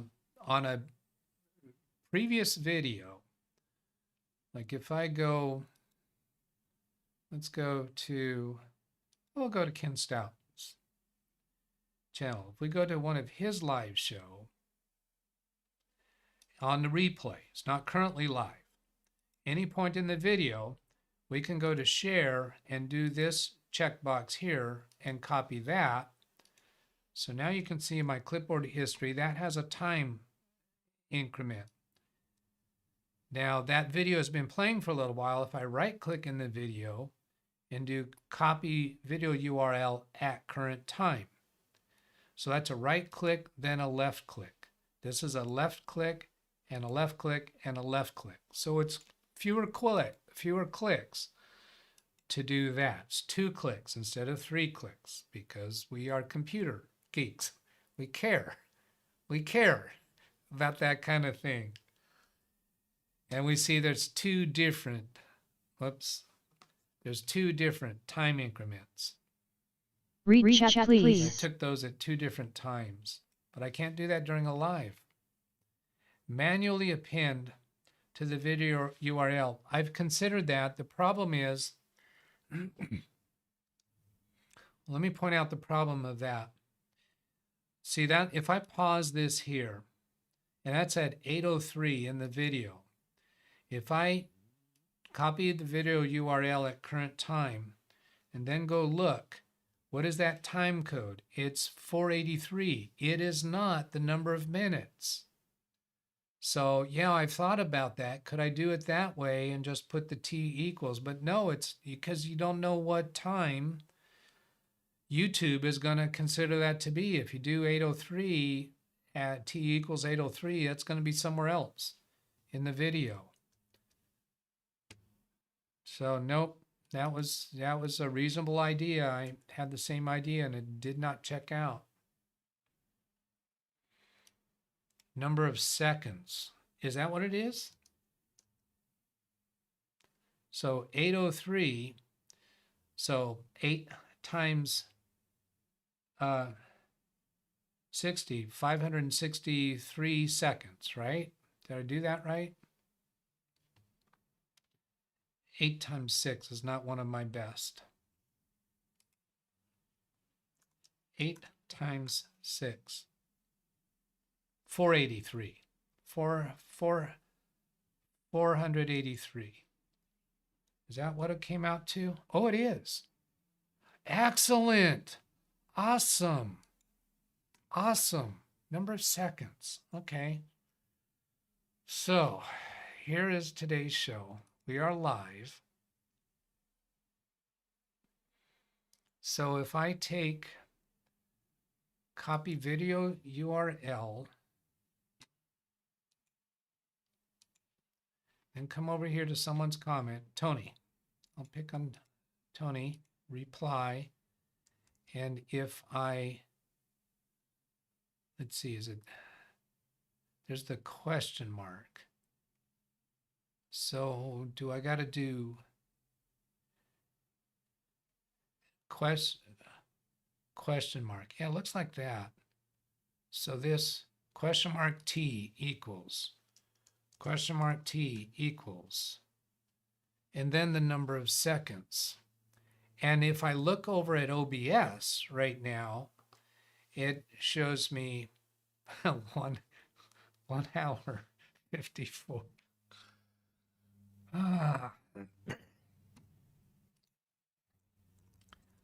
Convert 1:50:30 to seconds.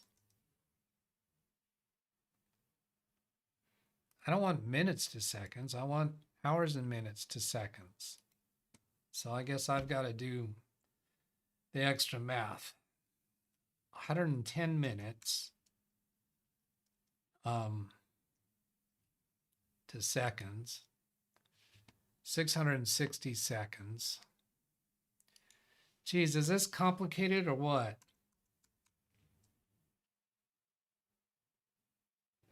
I don't know.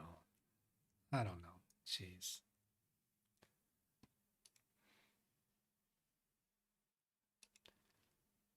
(6600) seconds. 6600 seconds. We'll just see if that gets close enough. Ooh,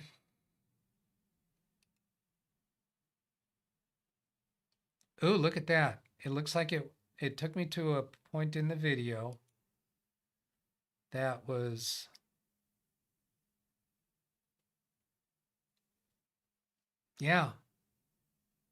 that looks like that worked. I will play around with that a bit.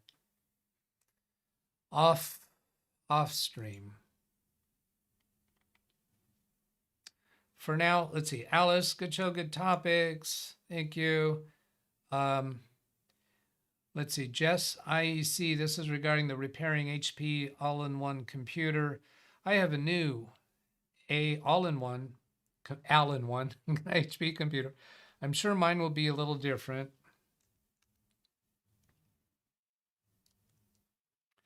I was a tech for many companies, including Microsoft. I wish I was still working there. They sold us any operating system for $35 and top steak with tons of French fries for $2.50. Bill Gates sure took care of us.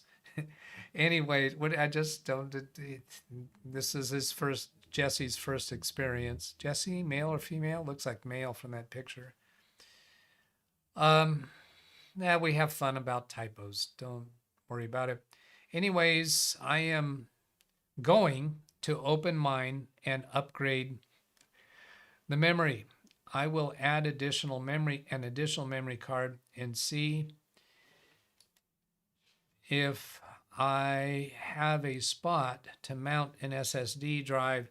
This was an awesome video. Thank you for the video. Thank you so much, Jesse. I'll be sending a timestamp to this point in today's live stream. Jesse, we're here. Well, I used to say 6 days a week. I'm not sure that's going to be true going forward, but live streams very often for live interaction, questions and answers. Love to have you come and hang out in the community or talk more by virtue of putting comments on videos. And then we'll move on to the next one, Pineapple Road. This was another one from Pineapple. You know what? I'm going to save that for another day, Pineapple Road, because that's a completely different topic, I think. Read chat, please. Why bother sending a response with a timestamp? The reason is, and I'm not sure how valid this is, Zavi. The reason is because people who leave a comment on my other videos, there's nothing about those videos that lets them know we're here live every day. And it's a technique to maybe bring in another regular interactive participant. I'm not sure how valid that is. I'm a Doug. Okay, I'm a card-carrying Doug. If I leave a comment on somebody's video and they respond live on stream to my comment, that kind of gives me an idea that there's a community where I can have a closer connection with the content creator. I like that. I don't know if that's really valid, if that gets more active participants on the channel. And it might be taking more time than it's worth. And I'm just reluctant to let go of that, because it's something that any card-carrying Doug would like. That's why.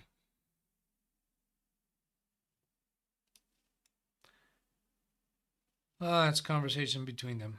Getting back. Why respond to comments at all? Well, it's to give a interactive response to people. Even if I reply off stream.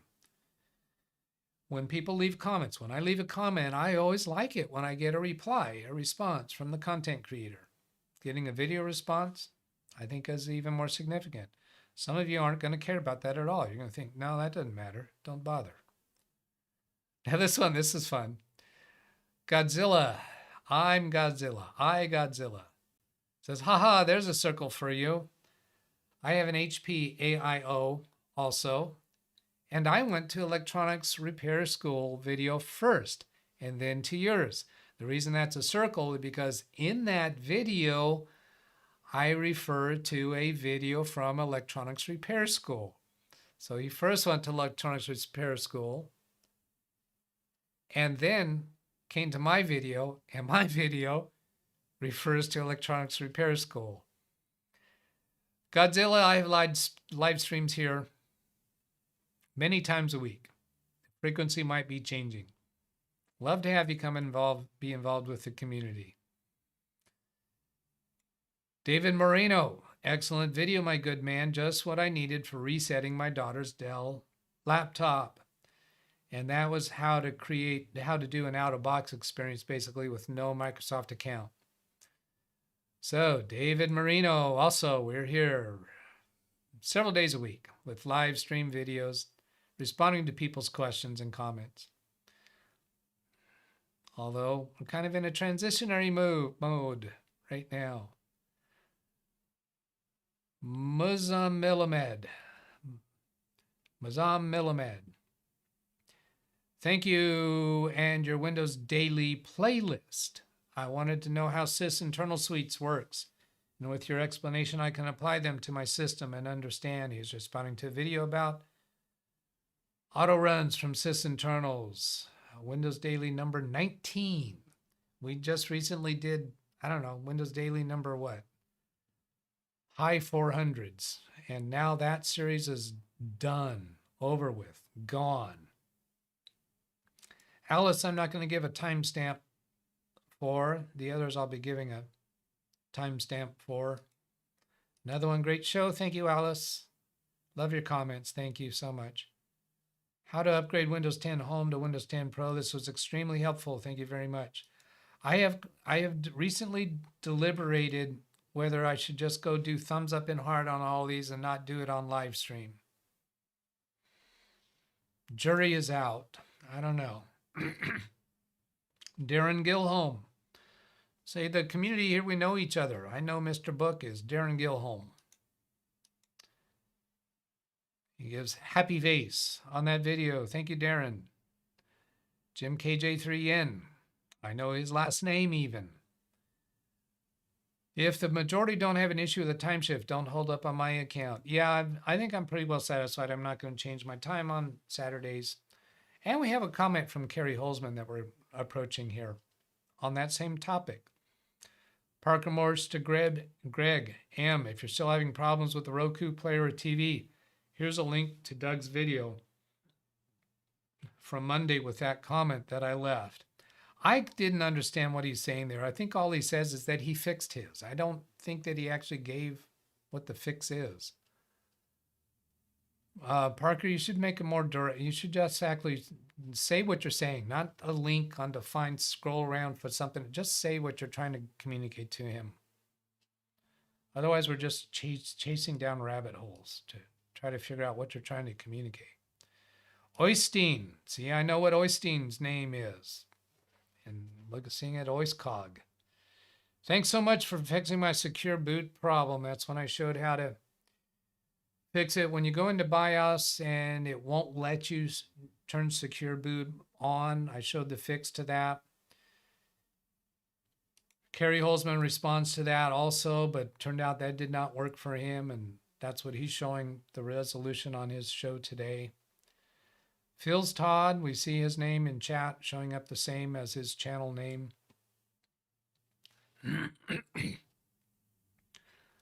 In regard to that same issue, I like how we were able to rectify the secure boot problem. Well done. Yes, no.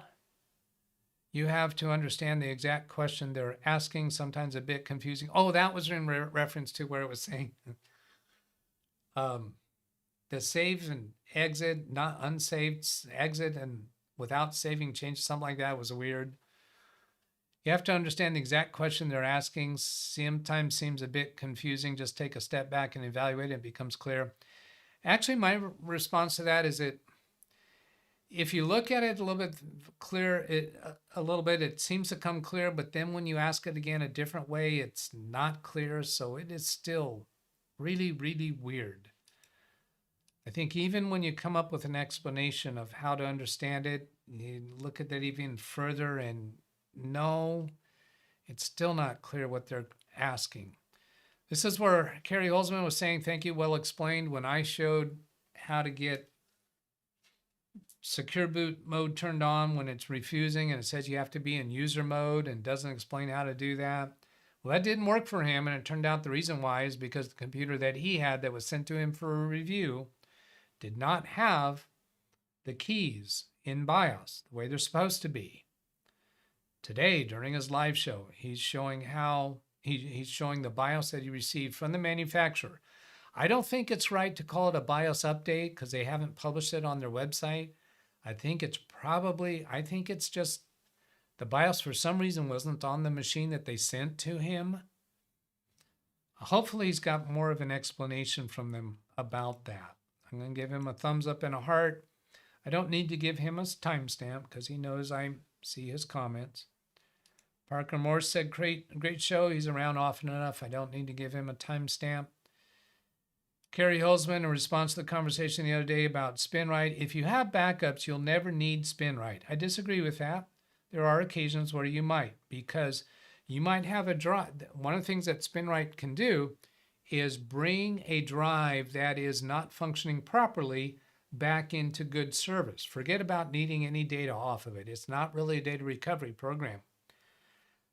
I'm not sure that I would want to do that. If I got a drive that's not functioning well, do I want to bring it back, revive it? Well, not if it's a 1 or 2 terabytes. If it's an 8 terabyte NVMe drive, I've already got my data because I have backups. Not worried about that. But if there's something dysfunctional about it, my understanding is the new version of SpinRite can bring it back into reliable condition. And then also, if you have backups, you'll never need a backup recovery utility or even $300 data recovery. That's true. But us saying that on YouTube videos and putting it into a comment does not cause everybody out there who are not watching our videos to do backups. Even the people who are watching my videos, and Kerry Holzman, I'm talking to you, some of you are still not doing backups. True? True that. I'm talking to you. I'm talking to you. Yeah, you. Some of you are not doing backups, even though you know better. Aren't you? Doesn't matter how many times we say it. Now, my clients, it's not an issue. My regular clients, because if I see they're not doing backups, we address that. But I still recently had a client who needed $300 data recovery. Hey, Doug, why did that client need $300 data recovery when they're your client? Weren't there backups? Yes, we did have backups of his content that he cared about. 2 years ago, 1 year ago, 2 years ago, when he switched to an online backup service, we decided and concurred to go with OneDrive as his backup method. And I think a Macrium Reflect also on a local drive. The problem was when he stopped using his locally installed software and he converted to online, he didn't think he needed those old database files. But at one point when his drive went bad, and he called me about it, I replaced his drive, and back up and functional. All his data that he cared about was present, and he was working for about a month. And he called me and said, "Hey, Doug, is there any way we can recover that data that's on my old damaged drive?" And well, why do you need to do that? We have all your stuff. And he says, well, there's an old database on there that once in a while I do go back to look up information, and I don't have any form of backup for that. And that was accessible through the locally installed program of the old version of the software that he now uses, the same company's cloud version. So we sent it to $300 data recovery. So what was the problem there is that he inaccurately represented that he did not need the data from that old program. And then after we had upgraded him, his computer upgraded him to the cloud version, changed his backup strategy, and he decided that he didn't need that old stuff backed up. So we didn't back it up.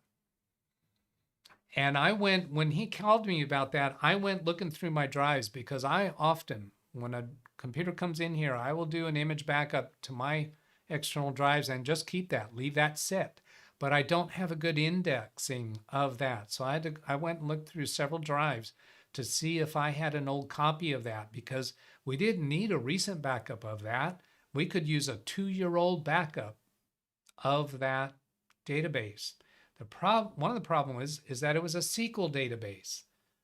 SQL database is a little more tricky thing. However, back in the day, we had a nightly scheduled backup of the SQL database. So there was a backup folder for his SQL database files. And I thought I might have an old copy of that. I did not. So we wound up sending it to $300 data recovery.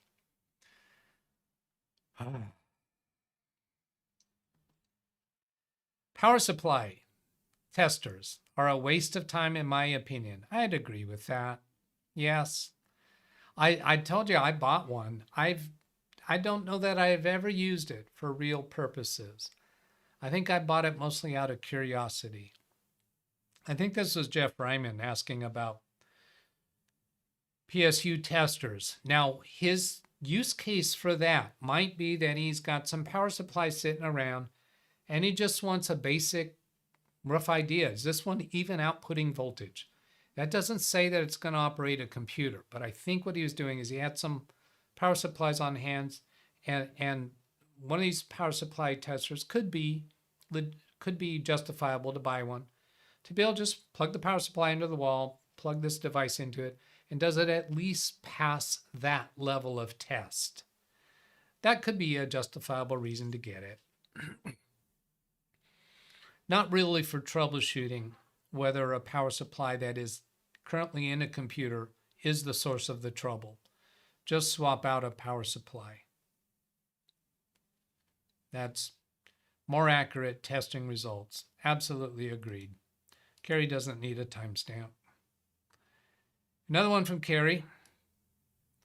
In response to my deliberations yesterday about changing today's time, he says, I don't normally broadcast on Saturday or Sunday. True that.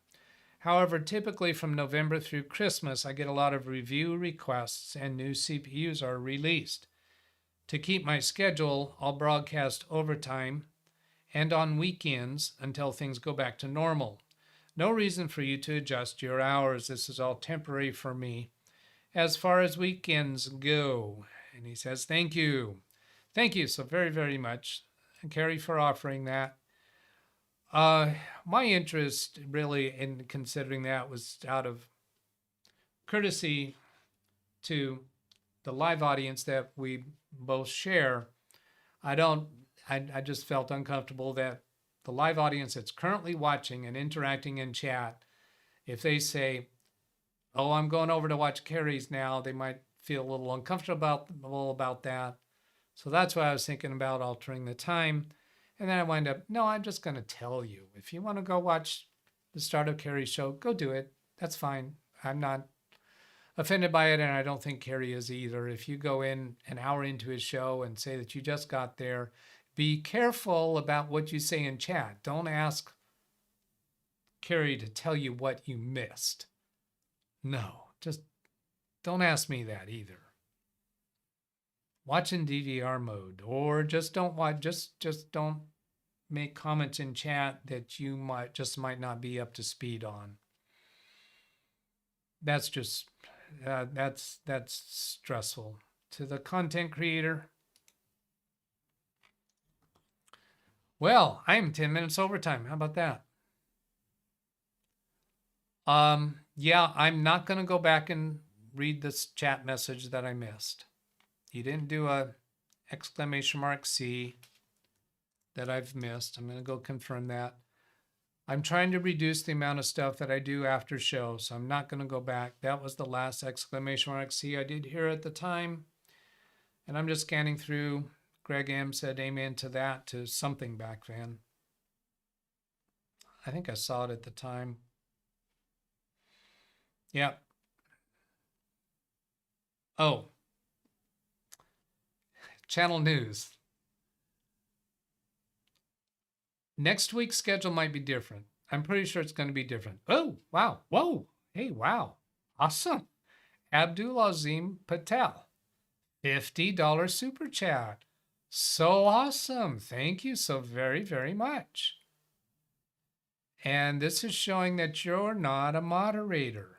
I think $50 is enough to tell me you're not a troll. Trolls do not pay to play. So you are a standard moderator. You will never again be blocked in chat. Lawn Dog says, wow to that. Alice says, wow, thanks. Awesome. Thank you.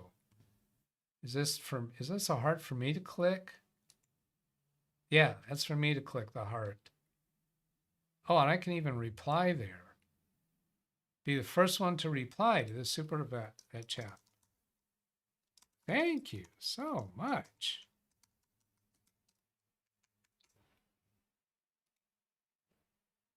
Sweet. Hope to see you around frequently. Normal Monday, Friday schedule, Doug. No. No, no, no, no, no, no, no. No. No. No. You get the hint? This show title today, I'm going to explain. Today's show, and just pause that so we don't get picture in picture. Fixing LWTdb, episode 8, Saturday. For those of you who are new around here or haven't been watching the previous 7 shows, I am going through a changing of gears, a changing of the way I do things. And I have said that I want to get to 1 million subscribers. Now, it's not the subscriber count. I want to build the channel up. It's viewers, and especially interactive viewers that I care about.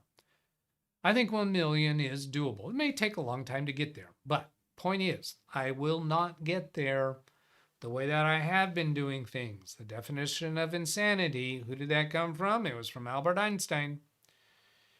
Keep doing the same thing you've been doing and expecting different results. That's Albert Einstein. Quote. I'm 95% sure. If I continue doing my channel the way I've been doing, no, I'm not going to get there. I've been growing at a rate of 1 subscriber per day. Does anybody want to do the math? How many days would it take me to get to 1 million subscribers? I'm currently at 2.64 thousand. How long would it take for me to get to 1 million? I got to do something different. I know the different that I'm going to do is incorporate searchable Read chat, please. content. Ran Israel says 1 million minus 2,600. 1 million days minus 2,600. Yeah, that's pretty simple. Ken Stout, how many days? How many years? Bueller from Lawn Dog. Let's see, read chat, please, was Ken Stout. How many days? How many years? So, yeah, how many days and how many years? 1 million days. How many years is that?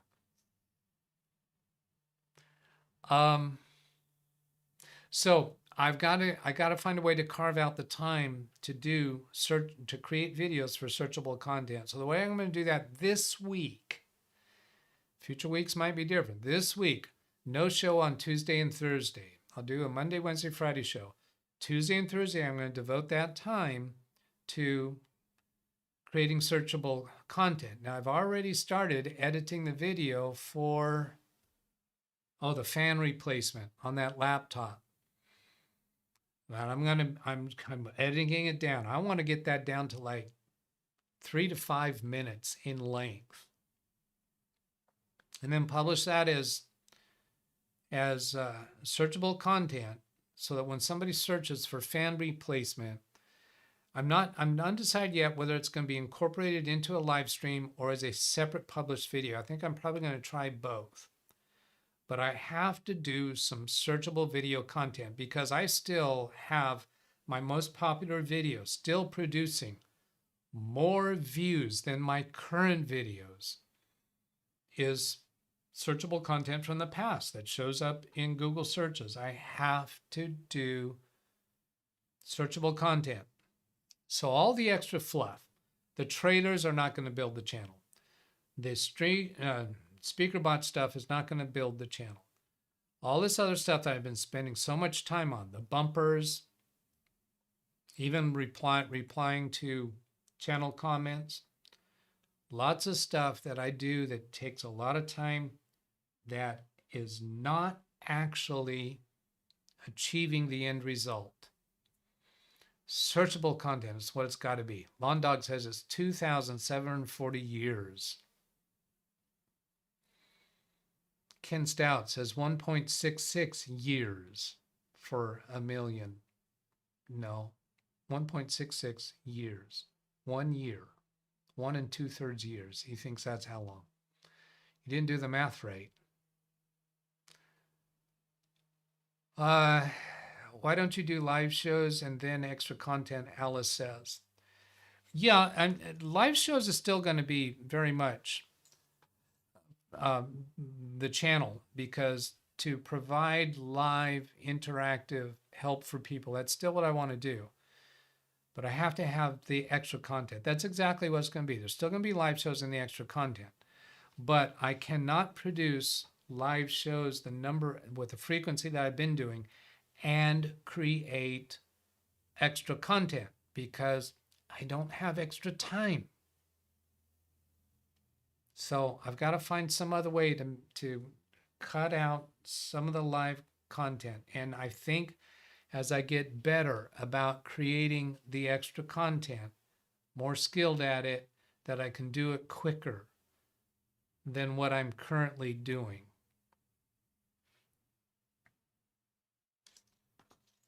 $1 million days is 2,740 years. I think that's probably correct. Devote 1 show a week for channel comments. I might just wind up dropping channel comments completely. You know what? It's not sustainable. Responding to comments on videos is not sustainable when my channel is at 1 million subscribers and the corresponding viewers and the corresponding comments. You cannot respond to them. So one of the criteria in developing my channel, improving my channel, is the things that I add to the channel need to be sustainable, meaning scalable, meaning as the channel grows, can I continue doing that piece? Responding to comments? No, that's not sustainable. That's not scalable. Scalable is the word I should use. So you're with me as I'm working things out and trying to make changes. I don't know if I'm going to be successful for 1 million. That's just a nice round number to shoot for. Why not? And I'm not in a hurry. So Alice says, take your time. Yep. Yep. Lawn Dog likes the Looney Tunes. That really seems to be useful. I can't remember the other one. It has to do with theater intermissions. I enjoy doing the trailers, but yeah, they're not channel building. Alice, we all love them. Albert Einstein, everything is relative. Yeah, he was author of the theory of relativity, among other things. Thank you so much, people. Very much appreciate you. And I'm hoping someday we'll look back on the good old days. And hopefully at 1 million subscribers, it'll still be good days. One of the things, other channels that have 1 million subscribers often have a lot of staff. And that's something I want to be careful about, how I develop the channel to do it in a way that I don't need staff. Do not want to do that. Okay, I'm thinking about the buttons and how I end the show. Have a great weekend, everybody. I will catch you on Monday, not Tuesday. Yes, Wednesday, not Thursday. Yes, Friday. Unless I get migraines or client work or something like that. There we go. Adios.